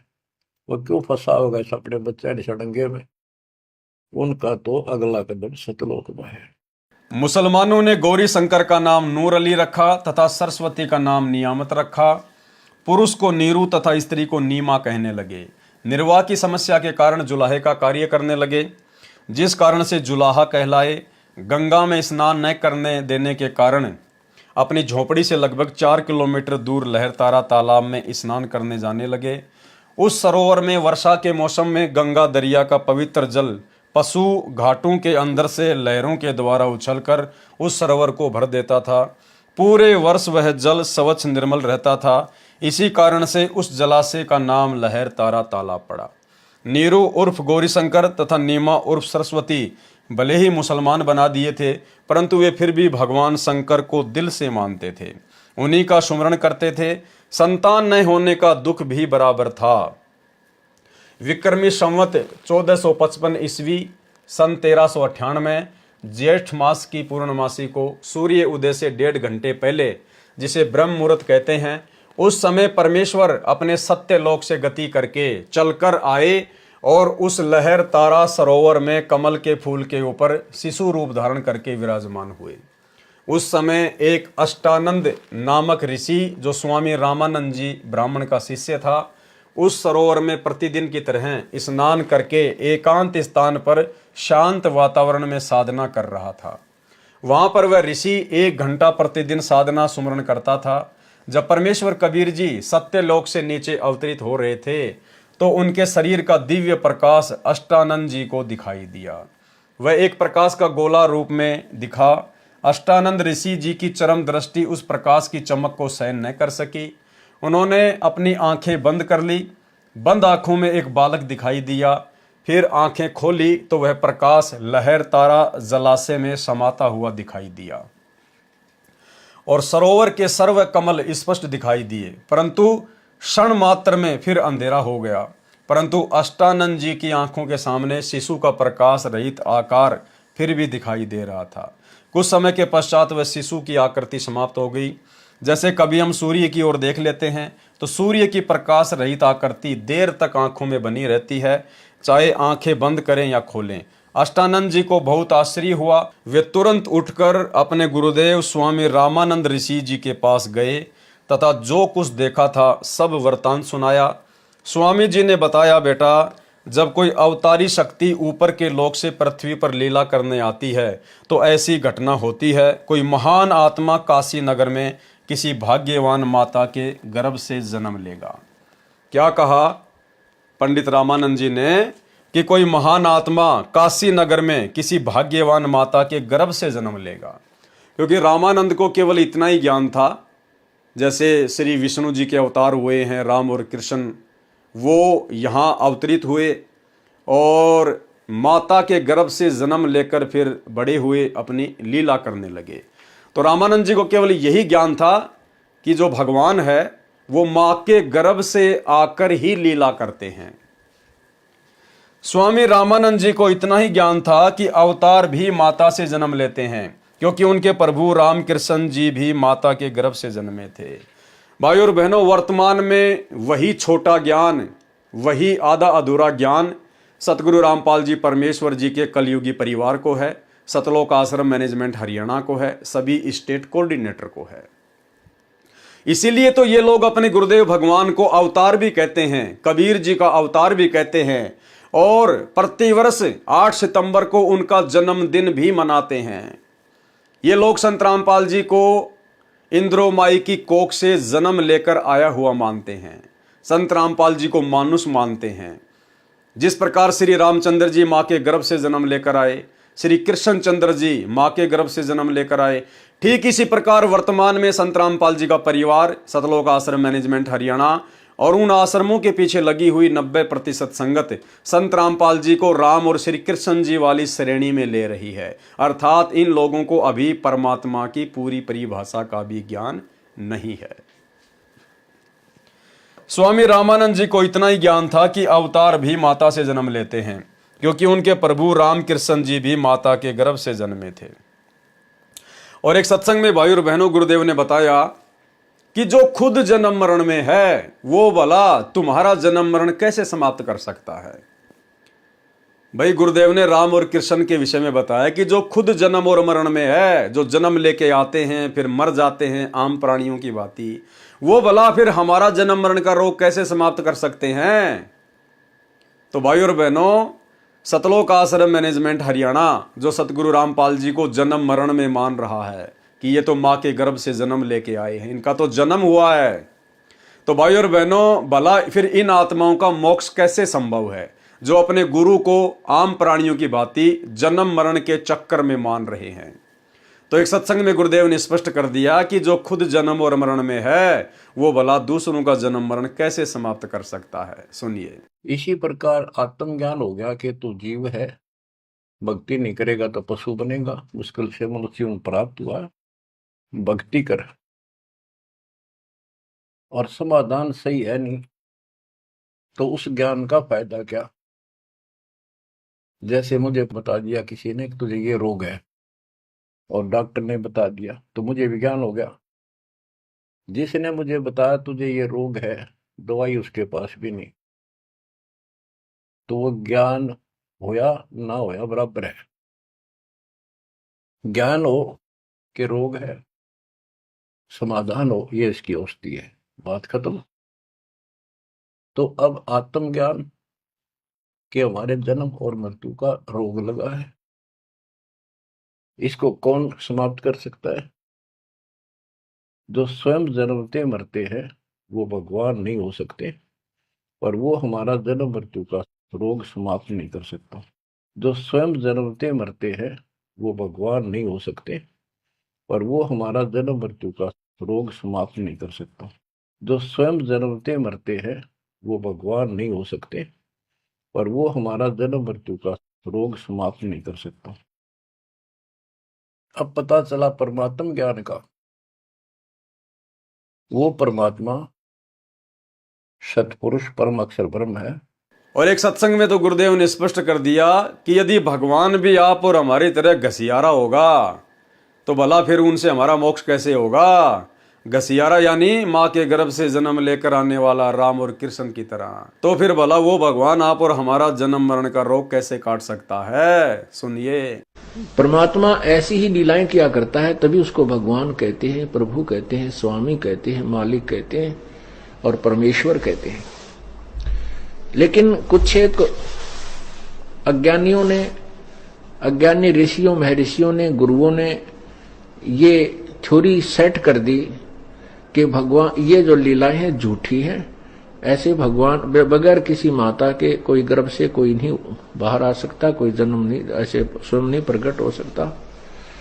तो बहुत सा समाज इस बात पर आधारित हो चुका है कि बिल्कुल ठीक है, क्योंकि श्री राम माता से उत्पन्न हुए, श्री कृष्ण माँ से उत्पन्न हुए, जितने भी हम जिनको भगवान की संज्ञा में गिनते हैं सभी माँ से उत्पन्न हुए। इसलिए हमने ये भी सत्य मान लिया कि माँ के बिना उत्पन्न कोई नहीं हो सकता। लेकिन भगवान कैसे किसे कहेंगे।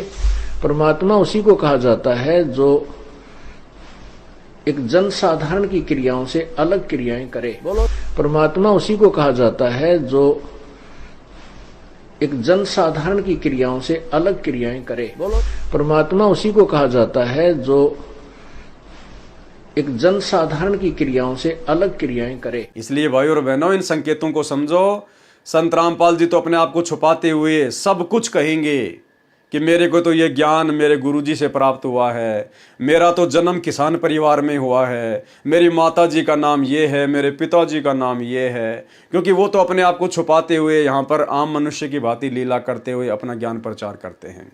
लेकिन गुरुदेव से तत्व ज्ञान लेने के बाद आप और हमारी तो बुद्धि खुल जानी चाहिए कि जो ज्ञान 21 ब्रह्मांड में किसी के पास नहीं है, वो ज्ञान कोई 21 ब्रह्मांड का सामान्य प्राणी कैसे दे सकता है, सामान्य संत कैसे दे सकता है। इसको देने के लिए तो परमात्मा स्वयं सतलोक से नीचे उतरते हैं। तो संत रामपाल जी स्वयं कबीर भगवान हैं, कबीर परमेश्वर हैं, और इनके अलावा जीव का आत्म कल्याण कोई नहीं कर सकता। और परमेश्वर को, जिस परमेश्वर के गर्भ में सारी सृष्टि ठहरी हुई है, समाई हुई है, भला उस विशाल परमात्मा को एक माता, एक काल लोक की स्त्री भला कैसे अपने उदर में समा सकती है, अपने गर्भ में समा सकती है।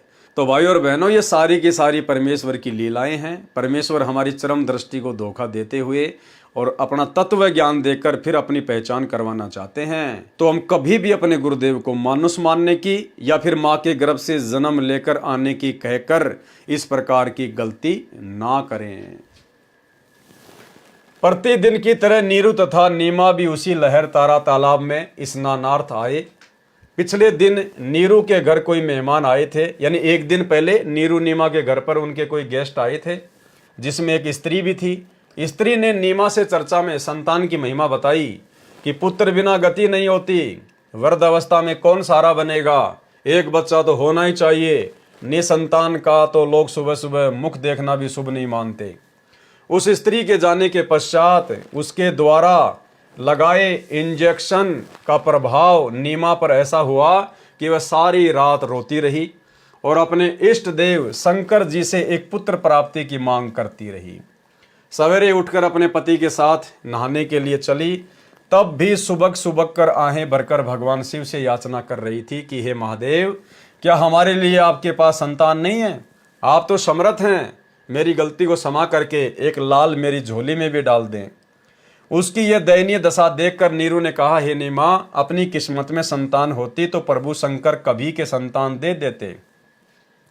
ठीक इसी प्रकार भाई और बहनों, वर्तमान में जो संत रामपाल जी के फॉलोवर हैं, विशेषकर संगत में वो माता बहनें जिनके कई वर्षों के उपरांत भी संतान नहीं हो रही है, भाई और बहनों, किसी भी प्रकार से संतान प्राप्ति की कोई दवाई या कोई झाड़ जंपाड़ या डॉक्टरी सलाह बिल्कुल भी नहीं लेनी है, अन्यथा परमात्मा पे आपका अविश्वास प्रकट हो जाएगा। नीरू नीमा ने क्या क्या यत्न नहीं किए संतान प्राप्ति के लिए, लेकिन परमात्मा ने नहीं देनी थी तो नहीं देनी थी, चाहे कितना रो लीजिए, कितने ही आप जी जंतर मंत्र करवा लीजिए, कितने अपने कर्म फोड़ लीजिए, कितनी ही दवाई वगैरह ले लीजिए, परमेश्वर ने नहीं देना है तो नहीं देना है। और वर्तमान में भाई और बहनों, यदि किसी उपदेश प्राप्त बहन को शादी के उपरांत संतान नहीं हो रही है, तो भाई और बहनों, ये परमात्मा ने जानबूझकर उसके घर में संतान नहीं भेजनी है, जानबूझकर। हो सकता है उस बहन के भाग्य में संतान थी, लेकिन सतगुरु रामपाल जी ने वर्तमान में इस कलयुग की पिछली पीढ़ी में उसके आत्म कल्याण को ध्यान में रखते हुए जानबूझकर वो संस्कार काट दिया है, उसके भाग्य से संतान को हटा दिया है। तो ये आपके लिए सोने पे सुहागा है। यदि आप संत रामपाल जी के उपदेशी भगत हैं और आपके घर में यदि संतान उत्पन्न नहीं हो रही है, तो संतान प्राप्ति का अन्य कोई भी तरीका ना अपनाएं, जो तरीका ज्ञानहीनता में ये जगत वाले भाई बहन अपनाते हैं। यदि सतगुरु रामपाल जी भगवान आपके परिवार में संतान भेजना उचित समझेंगे, और यदि आपके भाग्य में संतान नहीं है तो भी गुरु जी भेज देंगे, और यदि आपके घर में संतान भेजना गुरुदेव उचित नहीं समझेंगे, और यदि आपके भाग्य में संतान है तो परमात्मा उसको कैंसिल कर देंगे। इसलिए भगत भाई बहन अपनी तरफ से किसी भी प्रकार का कोई भी अनैतिक तरीका संतान प्राप्ति का ना अपनाएं और परमेश्वर की रजा में राजी रहें। जो राखूं त्यों ही रहूं हमरा के चारा, और खाने जाद खरीद हूं गुलाम तुम्हारा। क्योंकि इस कलयुग की पिछली पीढ़ी में भक्ति यदि हम सही कर रहे हैं तो भाई और बहनों फिर हमारी मर्जी नहीं चलेगी, सतगुरु की मर्जी चलेगी। और यदि अपने कर्म फोड़ने हैं फिर चाहे कितने फोड़ लीजिए, फिर परमात्मा किसी भी प्रकार का कोई भी सहयोग आपको नहीं करेगा। हो सकता है परमात्मा फिर आपकी जिद को देखते हुए आपको संतान भी दे देगा, लेकिन वो संतान फिर आगे चलकर आपके जीवन का झंकार बन जाएगी, आपके जीवन में आपके भविष्य में कांटे उत्पन्न कर देगी वो संतान, क्योंकि फिर आपका मोक्ष हो नहीं पाएगा। अब इस जन्म में तो अपना लाल खिला लेना, अपना बच्चा खिला लेना, अगले जन्म में फिर सूरी बना दी जाएगी, कुतिया बना दी जाएगी, फिर वो सारी इच्छा काल पूरी करेगा कि तेरे को पुत्र चाहिए था ना, पुत्रियां चाहिए थी ना, ले 10-10 12-12 सूरी बनाकर, कुतिया बनाकर। तो भाई और बहनों, फालतू का पंगा मोल मत लेना, जैसा परमात्मा रखे वो परमात्मा का प्रसाद समझकर ग्रहण कर लीजिएगा। उसकी यह दयनीय दशा देखकर नीरू ने कहा, हे नीमा, अपनी किस्मत में संतान होती तो प्रभु शंकर कभी के संतान दे देते। आप रो रो कर अपनी आंखें खराब कर लोगी, मिलना वही है जो भाग्य में लिखा है। ये कहकर अपनी धोती से उसके आंसू पोंछे। सरोवर पर आने के पश्चात पहले नीमा ने स्नान किया, क्योंकि तब तक अंधेरा था। उसके पश्चात नीरू ने स्नान के लिए तालाब में प्रवेश किया। नीमा उस वस्त्र को धोने के लिए पुनः सरोवर के किनारे गई जिसको लपेटकर स्नान किया था। उस समय सरोवर या दरिया के जल में नंगा स्नान करना पाप माना जाता था। तब सवेरा हो गया था। वस्तु कुछ कुछ स्पष्ट दिखाई देने लगी थी। नीमा को एक कमल के फूल के ऊपर कुछ हलचल महसूस हुई। ध्यानपूर्वक देखने से पता चला कि एक नवजात शिशु पंकज पर विराजमान है, यानी कमल के फूल पर विराजमान है। एक पैर का अंगूठा अपने मुख में चूस रहा है और एक को चला रहा है। नीमा ने अपने पति से कहा कि देखो जी, कमल फूल पर बच्चा लेटा है। नीरू गोते मार मार कर तथा कभी पानी में खड़ा होकर अपने दोनों हाथों से पानी अपने शरीर पर डाल डालकर आनंद से शीतल जल में नहाकर गर्मी से निजात पा रहा था। ये जो यहाँ पर जल की तरह नल लिखा गया है, हो सकता है ये मिस प्रिंट है। इसको प्रिंट करवाते समय जल की जगह ये नल लिखा गया। खड़ा होकर अपने दोनों हाथों से पानी अपने शरीर पर डाल डालकर आनंद से शीतल जल में नहाकर गर्मी से निजात पा रहा था। उसने स्नान करते करते कहा कि नीमा, तू पुत्र के चक्कर में दिमाग का संतुलन खो चुकी है, जिस कारण से तेरे को जल में भी बच्चा दिखने लगा है। नीमा ने बहुत कसक के साथ पुनः कहा कि जी सचमुच देखो तो एक बार, बच्चा डूबने वाला है। नीरू ने उधर देखा जिधर नीमा हाथ से संकेत कर रही थी। नीरू ने आओ देखा ना ताव, फूल सहित बच्चे को उठाकर अपनी पत्नी को थमा दिया और कोसने लगा उस बेरहम स्त्री को जिसने यह मासूम बच्चा मारने के लिए अंधेरे में फेंक दिया। परमात्मा का शुक्र है कि यह मजबूत ताकतवर कमल पर गिर गया, अन्यथा मर जाता। ये भी बच्चे की अच्छी तकदीर है कि हम समय पर आ गए, इसका जीवन बच गया। जबकि भाई और बहनों, वो बच्चा मरने वाला नहीं था, वो तो स्वयं कबीर भगवान सारी सृष्टि के रचनहार थे, लेकिन जीव अपने हिसाब से आकलन लगा रहा था।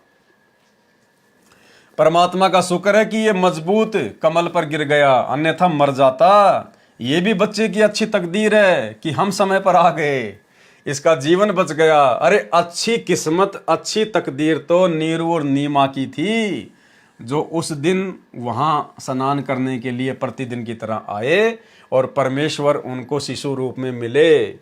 उनकी सेवा का, उनके पालन पोषण का सौभाग्य प्राप्त हुआ, इसका जीवन बच गया। नीमा उस बच्चे के सुंदर मुख को देखकर भावुक होकर परमात्मा शिव जी का शुक्र अदा कर रही थी तथा बच्चे को कभी सीने से लगा रही थी तथा कभी उसका मुख चूमकर दुलार रही थी। जब नीरू स्त्री को कोस रहा था तब कबीर जी बोले जैसे आकाशवाणी हो रही हो। नीमा तो बच्चे को सीने से लगाकर वर्षों की पुत्र की प्यास बुझाने में लगी थी। उसको तो होश अर्थात चेतना ही नहीं था कौन बोल रहा है। और उस समय क्या वाणी बोली गई, जाको राखे साइया मार सके ना कोई, बाल न बाका कर सके चाहे जग बैरी होए। हम ही अलग अल्लाह हैं, हमरा अमर शरीर, अमर लोक से चलकर आए काटन जम की जंजीर। भाई और बहनों, गुरुदेव भगवान ने लिखा है कि जिस समय नीरू उस बच्चे को उठाकर नीमा को दे रहा था और नीमा उस बच्चे को लेकर उसके मुख को देखकर खुशी जाहिर कर रही थी, उसको चूम रही थी, अपने होश खो बैठी थी, उसी समय कबीर परमेश्वर जी ने ऊपर से आकाशवाणी की और ये दो वाणियां बोली, जाको राखे साइया मार सके ना कोई, बाल न बाका कर सके चाहे जग बैरी होए। हम ही अलग अल्लाह हैं, हमरा अमर शरीर, अमर लोक से चलकर आए काटन जम की जंजीर। ये कौन से शास्त्र में लिखा हुआ है? क्या आज तक किसी ने बताया कि जिस समय नीरू और नीमा को शिशु रूप में कबीर परमात्मा प्राप्त हुए उस समय आकाशवाणी हुई थी? क्या किसी ने सुनी थी? क्या किसी ने नोट कर लिया था उस समय? भाई और बहनों, कौन बता सकता है ये बात कि उस समय क्या घटना घटित हुई थी, कौन सी वाणियां बोली गई थी, क्या आकाशवाणी हुई थी? स्वयं कबीर भगवान ही बता सकता है, जिन्होंने उस समय ये अमर वाणियां बोली। तो सतगुरु रामपाल जी जो आज लिख रहे हैं अपने कर कमल से, तो कौन हुए सतगुरु रामपाल जी? स्वयं कबीर भगवान उस समय शिशु रूप में। यही सतगुरु रामपाल जी भगवान नीरू नीमा को प्राप्त हुए थे और इन्हीं सतगुरु रामपाल जी परमेश्वर जी ने उस समय आकाशवाणी के माध्यम से ये दो वाणियां बोली थी। तो ये संकेत किया है गुरुदेव भगवान ने ये दो वाणियां लिखकर अपने विषय में कि भाई अपने गुरु को कोई सामान्य व्यक्ति समझने का प्रयास ना करना, ये मूर्खता ना कर देना। वर्तमान में हमें इसी प्रकार के जगह जगह संकेत मिलेंगे भाई और बहनों, कबीर सागर के सरलार्थ में जगह जगह आने वाले समय में और भी गहरे गहरे संकेत। और भाई और बहनों, आपको साथ संगतियों पर दृढ़ विश्वास हो जाएगा कि जो बातें परमेश्वर ने 2012 में अपने कर कमल से कबीर सागर के सरलार्थ में लिख दी थी, लेकिन हम पढ़ नहीं पाए, समझ नहीं पाए, वही सारी बातें उनके जेल जाने के बाद सात संगति के माध्यम से परमात्मा संगत में लागू करवा रहा है। और जो बुराइयां, जो विषय विकार छोड़े बिना हम सतलोक नहीं जा सकते, मोक्ष प्राप्त नहीं कर सकते, आगे की वीडियो में हम इसी कबीर सागर के सरलार्थ में पढ़ेंगे। भाई और बहनों, वो सारी बुराइयां परमात्मा पिछले कई वर्षों से अपनी विशेष प्यारी आत्माओं से, सात संगति वालों से, सात संगति के माध्यम से वीडियो बनवा कर छुड़वा रहे हैं। तो हमें दृढ़ विश्वास हो जाएगा कि साध संगतियां वास्तव में सतगुरु रामपाल जी का 13वां यथार्थ कबीर पंथ है और साध संगति से जुड़े बिना हम सतलोक के योग्य हंस नहीं बन सकते। तब कबीर जी बोले, जैसे आकाशवाणी हो रही हो, नीमा तो बच्चे को सीने से लगाकर वर्षों की पुत्र की प्यास बुझाने में लगी थी, उसको तो होश ही नहीं था कौन बोल रहा है। और वाणी क्या बोली गई, जाको राखे साइया मार सके ना कोई, बाढ़ न बाका हो सके चाहे जग बैरी होए, हम ही अलग अल्लाह हैं हमरा अमर शरीर, अमर लोक से चलकर आए काटन जम की जंजीर। नीरू तथा नीमा ने सोचा कि आसपास किसी किनारे पर कोई साधु संत परमात्मा की स्तुति कर रहा होगा। नीरू को लोकला सताने लगी, जिस कारण से अपनी पत्नी से कहा कि नीमा, संसार के व्यक्ति क्या सोचेंगे, यदि हम इस बच्चे को घर ले गए तो अपना जीना हराम हो जाएगा। कोई कुछ कहेगा, कोई कुछ, मुसलमानों में हमारे परिचित ज्यादा नहीं है, ये लड़का भी छीन लिया जाएगा और दंडित भी किए जा सकते हैं, नगर निकाला भी मिल सकता है। आप इस बच्चे को परमात्मा के भरोसे यहीं छोड़ दो। नीमा ने कहा, मैं इस बच्चे को नहीं छोड़ सकती, न जाने इस बालक ने मेरे ऊपर क्या जादू कर दिया, क्योंकि परमेश्वर तो जादूगरों के जादूगर है। मैं मर सकती हूं परंतु बालक नहीं छोड़ूंगी। नीरू ने दुखी होकर जीवन में प्रथम बार अपनी पत्नी पर क्रोध किया और थप्पड़ मारने के लिए हाथ उठाया और कहा कि आज तक मैंने तेरी प्रत्येक बात को माना, कारण यही था कि हमारे कोई अपनी संतान नहीं थी। मैं यही विचार करता था कि तेरे को मैं इतना प्यार दूं कि तू पुत्र सेवा को भी भूल जाए। तेरे को कभी सोई हुई को नहीं जगाया, वस्तु मांगी तो एक के स्थान पर दो लाया, जिस कारण से तू मेरी किसी बात की परवाह नहीं कर रही है, बहुत मुंह लगा रखी है, जिद्दी हो गई है। इस बच्चे को रख दे, मेरी एक बात तो मान ले, नहीं तो मैं तुझे थप्पड़ मारूंगा। उसी समय बालक वेशधारी परमेश्वर बोले, हे नूर अली, मैं सतलोक से आया हूं तुम्हारे को काल के जाल से निकालने के लिए। आप ब्राह्मण थे, अच्छा हुआ तुम गरीब मुसलमान जुला बन गए। ब्राह्मण होते तो आप में जाति का अभिमान होता, जिसमें अभिमान होता है उसको परमात्मा नहीं मिलता। और भाई और बहनों, वर्तमान में सतगुरु रामपाल जी परमेश्वर जी की संगत में कुछ एक आत्माओं को छोड़कर बाकी अन्य आत्मा जो सांसारिक दृष्टि से अपने आप को अन्य जातियों से श्रेष्ठ मानती है, ठाकुर वर्ण में, ब्राह्मण वर्ण में, आज भी उन भक्तों में वो जाति का अहंकार, मान बड़ाई कूट कूट कर भरी हुई है। आपको एक छोटी सी ऑडियो सुनाते हैं 2 मिनट की। मध्य प्रदेश से एक सतसेवक भाई ने सतलोक आश्रम से जुड़े हुए अपने गुरु भाई को समझाने का प्रयास किया, सात संगति के विषय में बताने का प्रयास किया। तो सतलोक आश्रमों से जुड़ा हुआ वो भाई, वो ठाकुर जाति से है और देखिए किस प्रकार से उसमें जाति का अभिमान कूट कूट कर भरा हुआ है। वो भाई अपनी ऑडियो में कह रहा है कि मैं ठाकुर हूं, ठाकुर। अरे मेरे को भगवान ने ठाकुर बनायो, ठाकुर। यो मेरा सौभाग्य है कि मेरे को भगवान ने ठाकुर बनायो है। और ठाकुर तो ठाकुर ही रहे को। ठाकुर कोई फिर नीची जाति का नाम लेके कह रहा कि ठाकुर कोई नीची जाति वाला थोड़ी हो जाएगा, ठाकुर तो ठाकुर ही रहेगा। मेरे को भगवान ने ठाकुर बनायो, ठाकुर। कितनी बार उसने जाति अभिमान किया, अपने गुरु भाई को कह रहा है, शर्म के मारे डूब के मरने की बात है, और कह रहा कि मुझे भगवान ने ठाकुर बनाया है। अरे भक्ति कर रहा है सतगुरु रामपाल जी की, कबीर भगवान की, और कह रहा मुझे भगवान ने ठाकुर बनाया है। ये लोग सत्संग नहीं सुनते भाई और बहनों। ये जातियां कबीर परमात्मा ने नहीं बनाई, ये जातियां नकली भगवान ने बनाई है, इस काल ने बनाई है हमारे को उलझाए रखने के लिए, हमारे अंदर अभिमान और मान बड़ाई पैदा करने के लिए। क्योंकि अभिमानी व्यक्ति, अहंकारी व्यक्ति, वो चाहे किसी भी प्रकार का उसमें अहंकार आ जाए, चाहे बेटा बेटी का आ जाए, नौकरी का आ जाए, धन का आ जाए, जमीन का आ जाए, जाति का आ जाए, धर्म का आ जाए, रूप रंग का आ जाए, अहंकारी व्यक्ति कभी भी परमात्मा को प्राप्त नहीं कर सकता। परमात्मा का अहंकार का 36 का आंकड़ा है, 36 का आंकड़ा है अहंकार का और परमात्मा का। गुरुदेव भगवान कहते हैं, आधीनी के पास है पूर्ण ब्रह्म दयाल, मान बड़ाई मारियो बेअदबी सिरकाल। सुनिए। हेलो। हाँ भगत जी, सब सही। क्या विचार है भैया प्रेमदास, तेरा विचार क्या है? मुझ में नहीं है भगत जी, क्या विचार है? ऐसे क्यों कमेंट करके लिख रहा? मैं तो दीवान सिंह ठाकुर हूँ ही, तेरे कहने से ठाकुर थोड़ी कहूंगा मैं। भगवान ने मुझे ठाकुर बनाया तो ठाकुर ही रहूंगा। तो वही तो बात है भगत जी यार। है ठाकुर ही हूँ मैं, क्या जमार थोड़ी हूँ। हाँ वही तो है ठाकुर ही हूँ मैं, तो तेरे कहने से थोड़ी होगा यार। नहीं, तो मैंने तेरे कहने से मैं तेरे को ठाकुर बना दूंगा तो तू ठाकुर बन जाएगा क्या? नहीं बनना चाहा भगत जी, हम तो कहीं क्या करते? रांड का केवल से पटेल कहेगी तो पटेल, दुनिया पटेल कहेगा तो बाजेगा वो। हाँ के रान पटेल तो पटेल थोड़ी कहवाएगा नहीं। वही बात है। हाँ। भगवान ने मुझे ठाकुर के घर में जन्म दिया है, हाँ सही बात। तो ठाकुर ही कहलाऊंगा। शेर का बच्चा शेर ही कहलाएगा, गीदड़ थोड़ी कहलाएगा। हाँ हाँ हैं? सही बात। शेर के बच्चे को गीदड़ कह देगा, तेरे कहने से कोई तू उसको गीदड़ कह देगा तो कोई भी गीदड़ उसको गीदड़ थोड़ी बन जाएगा वो। हाँ नहीं कहेगा भगत जी। है तो मैं तो ठाकुर ही हूँ, ठाकुर के घर जन्म लिया है तो ठीक है भाई, अच्छी बात है। तेरे कहने से कोई फर्क थोड़ी पड़ेगा मेरे को। सही बात है। और तू कुछ भी कहे भी देगा, मान लो मैं ठाकुर हूँ और तू कुछ भी बोलेगा तो उससे भी मेरे कुछ परिवर्तन नहीं पड़ना भाई। तू प्रेम है। हाँ तो तेरा नाम प्रेम ही रहेगा। मैं बलवान दास और ताकत दास धर दूंगा तो वो थोड़ी बनेगा कहने से। सही बात है। हाँ प्रेमदास से ही पहचाना जाएगा भाई। तेरे परिवार ने जो तेरा नाम रख दिया वही चलेगा, मेरे कहने से नाम दूसरा थोड़ी परिवर्तन होगा। सही बात है। तो मैं तो वो ठाकुर के घर में जन्म लिया तो ठाकुर ही कहलाऊंगा यार। सही बात है।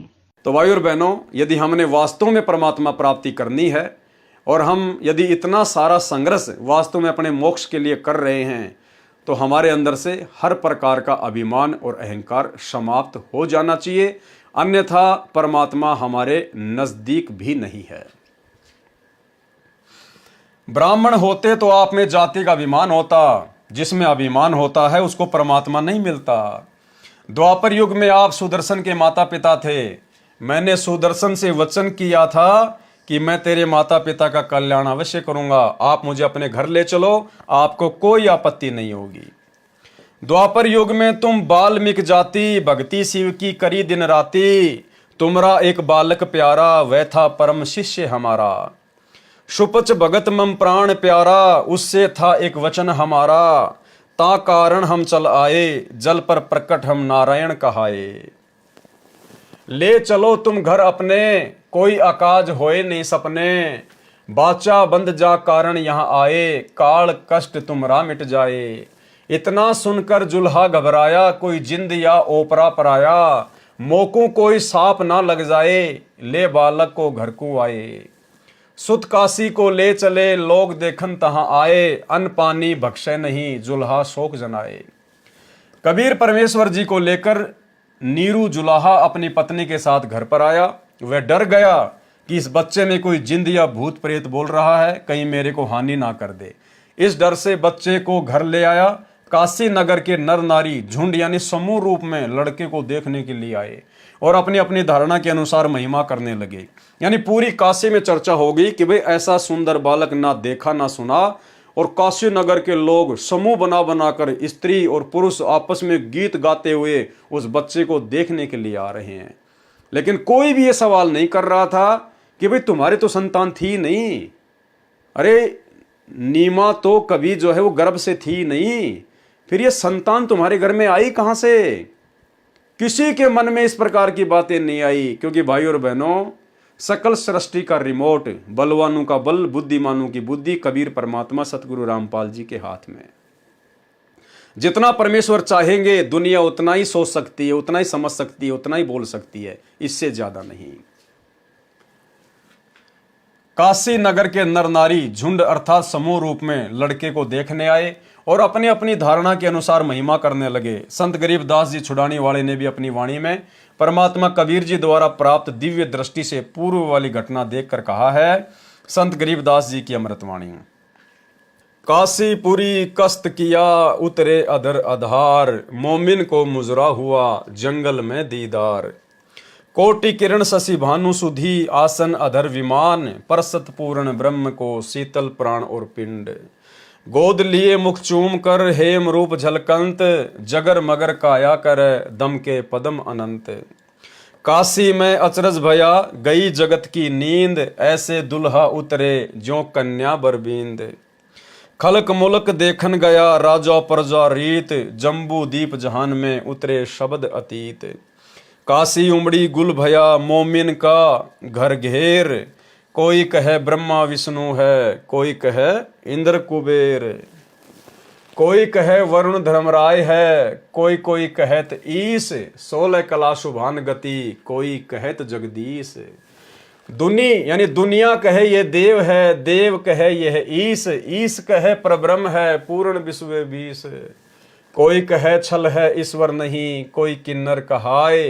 कोई कहे गण ईश का ज्यों ज्यों मातृ साए। दूध ना पीवे ना अन्न बखे, नहीं पलने झूलंत। अधर आसन ध्यान में कमल कला फूलंत। शिव उतरे शिवपुरी से अवगत बदन विनोद, महके कमल खुशी भया लिया ईश को गोद। नजर नजर से मिल गई किया ईश प्रणाम, धन्य मोमिन धन्य पूर्णा धन्य काशी निकाम। 7 बार चर्चा करी बोले बालक बहनों, शिव कर मस्तक धरया लिया मोमिन कवारी धेनु। अन्न ब्यावर को दूहत है, दूध दिया तत्काल। पीवे बालक ब्रह्म गति, तहां शिव भय दयाल। कबीर सागर के ज्ञान सागर के पेज नंबर 74 पर। सुत काशी को ले चले लोग देखन तहां आए, अन्न पानी भके नहीं जुल्हा शोक मनाए। तब जुल्हा मन कीन तिवाना, रामानंद सो कहा उत्पाना। मैं सुत पायो बड़ा गुणवंता, कारण कौन भखे नहीं संता। रामानंद ध्यान तब धारा, जुल्हा से तब वचन उचारा। पूर्व जन्म ते ब्राह्मण जाति, हरि सेवा की नी बलि बाती। कछु सेवा तुम हरि की चूका, ताते भयो जुल्हा का रूपा। प्रति प्रभु कह तोरी मान लीन्या, ताते उधान में सुत तो दीन्या। नीरू वचन हे प्रभु जस की न्यो तस पायो, आरत हो तव दर्शन आयो। सो कहिए उपाय गुसाई, बालक सुधावंत कछु साई। रामानंद अस युक्ति विचारा, तव सुत कोई ज्ञानी अवतारा। बछिया जाही बैल नहीं लागा, सो लाई डठ करो ते ही आगे। दूध चले ते थन ते दूध ही धर्यो छिपाई, सुधावंत जब होवे तब ही दियो पिलाई। चौपाई जुल्हा एक बछिया ले आवा, चलो दूध कोई मरम न पावा। चलो दूध जुल्हा हरसाना, राखो छिपाई काऊ नहीं जाना। पीवत दूध बाल कबीरा, खेलत संतों संग जो मत धीरा। ज्ञान सागर पेज नंबर 73 पर चौपाई भगवान शंकर तथा कबीर बालक की चर्चा। नोट यह प्रकरण अधूरा लिखा है, फिर भी समझने के लिए मेरे ऊपर कृपया है। परमेश्वर कबीर जी की पहले ये वाणी पढ़ें जो ज्ञान सागर के पेज नंबर 73 पर लिखी है, फिर अंत में सार ज्ञान ये दास रामपाल दास बताएगा। यानी वास्तव में क्या घटना घटी थी, ये सारी जानकारी गुरुदेव भगवान फिर वास्तविक लिखेंगे। चौपाई घर नहीं रहो पुरुष और नारी, मैं शिव सो अस वचन उचारी। आन के बार बदत हो योग, आपन नार करत हो भोग। जो वाणी कोष्टक में लिखी है वे वाणी पहले ज्ञान सागर में नहीं लिखी गई हैं। यानी ये जितने भी कोष्टक लगे हुए हैं जिन जिन वाणियों के आगे, ये पहले ज्ञान सागर में नहीं थी, सतगुरु रामपाल जी परमेश्वर जी ने लिखी हैं। वास्तविक ऐसा भरम जाल फैलाया, परम पुरुष का नाम मिटाया। काशी मरे तो जन्म न होई, स्वर्ग में बास तास का सोई। मगहर मरे सो गधा जन्म पावा, काशी मरे तो मोक्ष करावा। और पुनः तुम सब जग ठग राख्या, काशी मरे हो अमर तुम भाख्या। जब शंकर होए तब काला, ब्रह्मांड 21 हो बेहाला। तुम मरो और जन्म उठाओ, औरन को कैसे अमर कराओ। सुनो शंकर एक बात हमारी, एक मंगाओ धेनु कंवारी। 7 कोरा घट मंगवाओ, बछिया के पीठ हाथ फिराओ। दूध चलेगा थनते भाई, रुक जाएगा बर्तन भर जाई।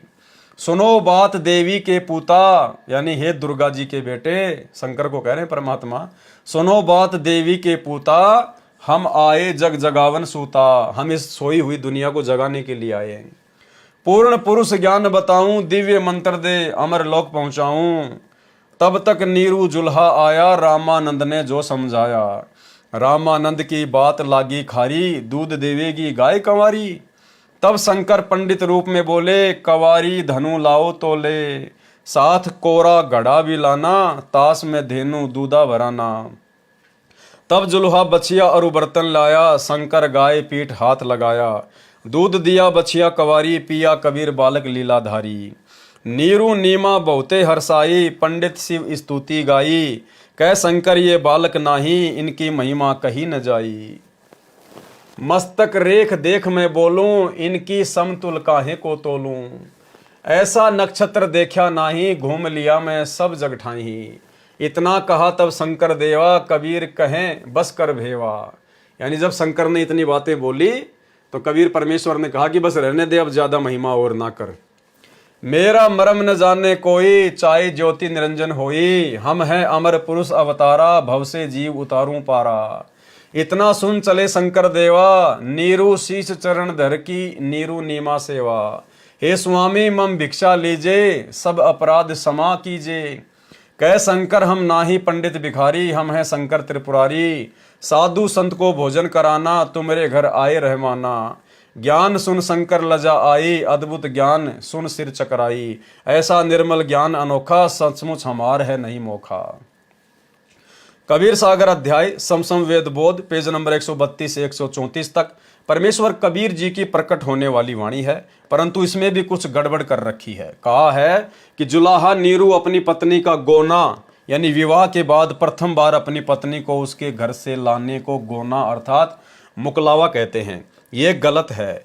जिस समय परमात्मा कबीर जी नीरू को मिले उस समय उनकी आयु लगभग 50 वर्ष की थी। विचार करें, गोने से आते समय कोई बालक मिल जाए तो कोई अपने घर नहीं रखता।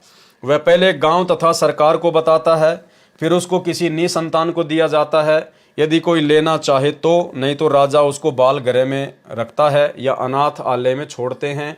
नीमा ने तो बच्चे को छोड़ना ही नहीं चाहा था। फिर भी जो सच्चाई वह है ही, हमने परमात्मा पाना है। उसको कैसे पाया जाता है, वह विधि सत्य है तो मोक्ष संभव है। ज्ञान इसलिए आवश्यक है कि विश्वास बने कि परमात्मा कौन है, कहाँ प्रमाण है, वह चेष्टा की जा रही है। अब केवल बालक कबीर जी ने कंवारी गाय का दूध पिया था, वे वाणी लिखता हूँ। सबसम वेद बोध, पेज नंबर 134 से। पंडित निज निज भवन सिधारा, बिन भोजन बीते बहुबारा। बालक रूप तासु ग्रह रहेता, खान पान नाही कुछ गहते। जुलाहा तब मन में दुख पाई, भोजन करो कबीर गोसाई। जुलाहा जुलाही दुखित निहारी, तब हम तिनते वचन उचारी। कंवारी एक बछिया ले आओ, कोरा भांडा एक मंगाओ। तत्क्षण जुलाहा चली जाई, गऊ की बछिया कोरी लाई। कोरा भांडा एक गुहाई, भांडा बछिया शीघ्र आई। दो कबीर के सन्मुख आना, बछिया दिशा दृष्टि निजताना। बछिया हेठ सो भांडा धरेहू, ताके थन ही दूध ते भरेहू। दूध हमारे आगे धरही, यही विधि खान पान नित करही। ऊपर लिखी अमृतवाणी कबीर सागर के 3 अध्यायों से है। विचार करें, इससे एक तो ये बात स्पष्ट होती है कि कबीर सागर में मिलावट तथा काट छांट की गई है। दूसरी यह स्पष्ट होती है कि ग्रंथ में मिलावट है। जैसे कबीर सागर में प्रकरण है, वह संत गरीबदास जी की वाणी में भी है, तो संत गरीबदास जी द्वारा यथार्थ ज्ञान बताया गया है, इसलिए कबीर सागर के ज्ञान का नाश कर रखा है। अब यह दास रामपाल दास यथार्थ ज्ञान आपके रूबरू कर रहा है। कथा प्रसंग है कि कंवारी गाय के दूध से परमेश्वर कबीर जी की परवरिश हुई थी। यह सत्य है तथा सत्य प्रकरण क्या है, शेष कथा सुनाता हूं। जैसा कि सवसम वेद बोध के पेज नंबर 132 से 134 तक के प्रकरण में वाणी लिखी है, जिनमें दर्शाया गया है कि इस जन्म में नीरू नीमा जन्म से जुलाए थे। यानी कबीर सागर में कांट छांट करके धर्मदास की गुरु गद्दी वालों ने लिख दिया कि नीरू नीमा तो जन्म से ही जुलाहे थे, इससे पहले जन्म में पंडित थे। वास्तविकता यह है कि उस जन्म में भी पंडित थे। जिस जन्म में परमेश्वर काशी में लहर तारा तालाब में कमल के फूल पर मिले थे, और उससे पूर्व जन्म में भी ब्राह्मण थे। उस जन्म में जिसमें परमेश्वर जी लहर तारा तालाब पर मिले थे, उसमें वे ब्राह्मण कुल में जन्मे थे, बाद में जबरन मुसलमान बनाए गए थे। यदि जन्म जात मुसलमान होते तो भगवान शंकर किस लिए प्रकट होते? यानी भाई और बहनों, संकेत किया परमात्मा ने कि ये देवी देवता भी ये जातियों वातियों के चक्कर में पड़े हुए हैं, ये देवी देवता भी हिंदू मुसलमानों के चक्कर में पड़े हुए हैं। यहाँ 21 ब्रह्मांड का सारा बखेड़ा है, ये सारा का सारा। क्या कह रहे हैं परमात्मा? यदि नीरू नीमा जन्मजात मुसलमान होते तो भगवान शंकर किस लिए प्रकट होते? अगर नीरू नीमा वास्तव में मुसलमान होते उस जन्म में, तो भगवान शंकर प्रकट नहीं होता। वो तो ब्राह्मणी थी, इसलिए आके प्रकट हो गया। तो ये देवी देवता भी जात पात के चक्कर में पड़े हुए हैं भाई और बहनों। और इसी जात पात के चक्कर में देवताओं के राजा इंद्र ने त्रेता युग में श्री रामचंद्र जी से शंभुक का वध करवा दिया था। शंभुक जो कि नीची जाति में था, नीचे समाज से था, शूद्र समाज से था, और उसने घोर तप करना शुरू कर दिया। उसने घोर तप, ऊपर को पैर करके नीचे को सिर करके घोर तप करना शुरू कर दिया। किस लिए? कि मैं जो है स्वर्ग में जाऊंगा, मैं स्वर्ग में जाऊंगा। अब भाई और बहनों, इंद्र ने सोचा कि अगर ये शूद्र हमारे स्वर्ग में आ गया तो यहां पर हमारी बेइज्जती होगी, और इसको इसकी भक्ति के प्रतिफल में इसको सारी सुविधा देनी पड़ेगी। देवताओं के राजा इंद्र ने नारद से बातचीत करके नीचे भेजा नारद को। नारद ने उल्टी सीधी बातें लगा के और उसी रामचंद्र जी की नगरी में एक ब्राह्मण के पुत्र की अकाल मृत्यु हो गई। और वो दोष लगा दिया गया शंभुक के ऊपर कि राजन, तुम्हारी नगरी में वेदों के विपरीत, शास्त्रों के विपरीत कि जो शूद्र हैं उनको जो है भक्ति करने का अधिकार नहीं, उनको तप करने का अधिकार नहीं। तुम्हारी नगरी में वेद विरुद्ध कार्य हो रहा है, जिस कारण से एक ब्राह्मण के पुत्र की मृत्यु हो गई है। श्री रामचंद्र जी को बहका के, भ्रमित करके और शंभुक का वध करवा दिया। तो भाई और बहनों, ये जाति पाति पूरे 21 ब्रह्मांड में इसी प्रकार से कीचड़ की तरह है। यदि जन्म जात मुसलमान होते तो भगवान शंकर किस लिए प्रकट होते? यानी सतगुरु रामपाल जी भगवान ने संकेत कर दिया कि 21 ब्रह्मांड में सब के सब जीव हैं। सबकी सोच इस काल ने गंदी कर रखी है। सब लोग जाति पाति धर्म के झंझट में उलझे हुए हैं। सवसम वेद बोध पेज नंबर 134 पर लिखा है कि पंडित बालक कबीर का नाम रखने आए। यदि जन्मजात मुसलमान जुलाहा नीरू होता तो ब्राह्मण किस लिए नामांकन करने आते? वास्तविकता यह है कि गौरी शंकर ब्राह्मण को मुसलमान बनाकर नीरू नाम रखा था।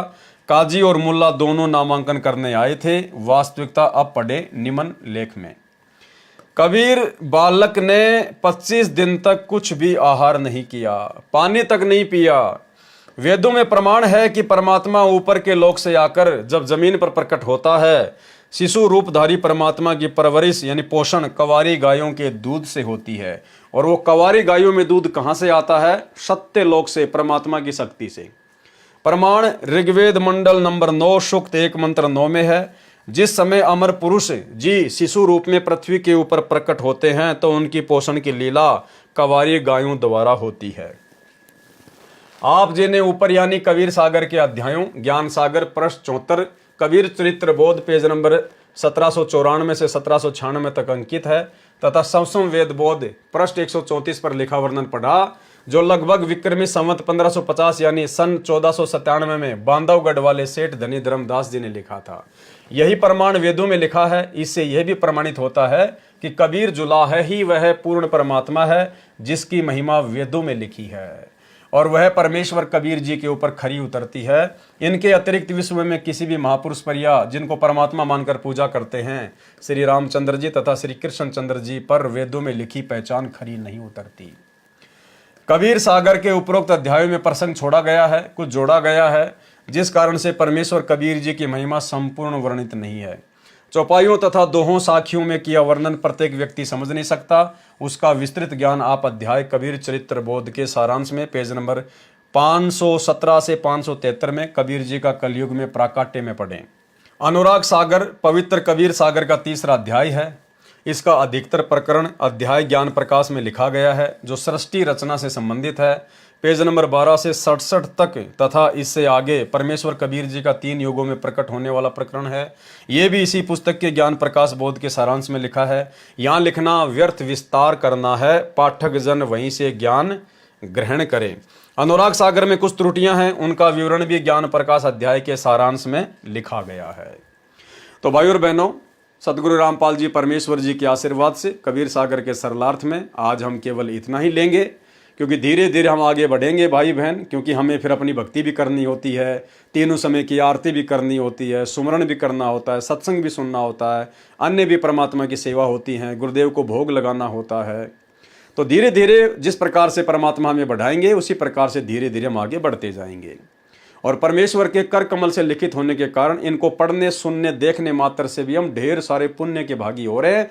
सूक्ष्म रूप में हमारे भक्ति अकाउंट में ये भक्ति धन जमा होता जा रहा है।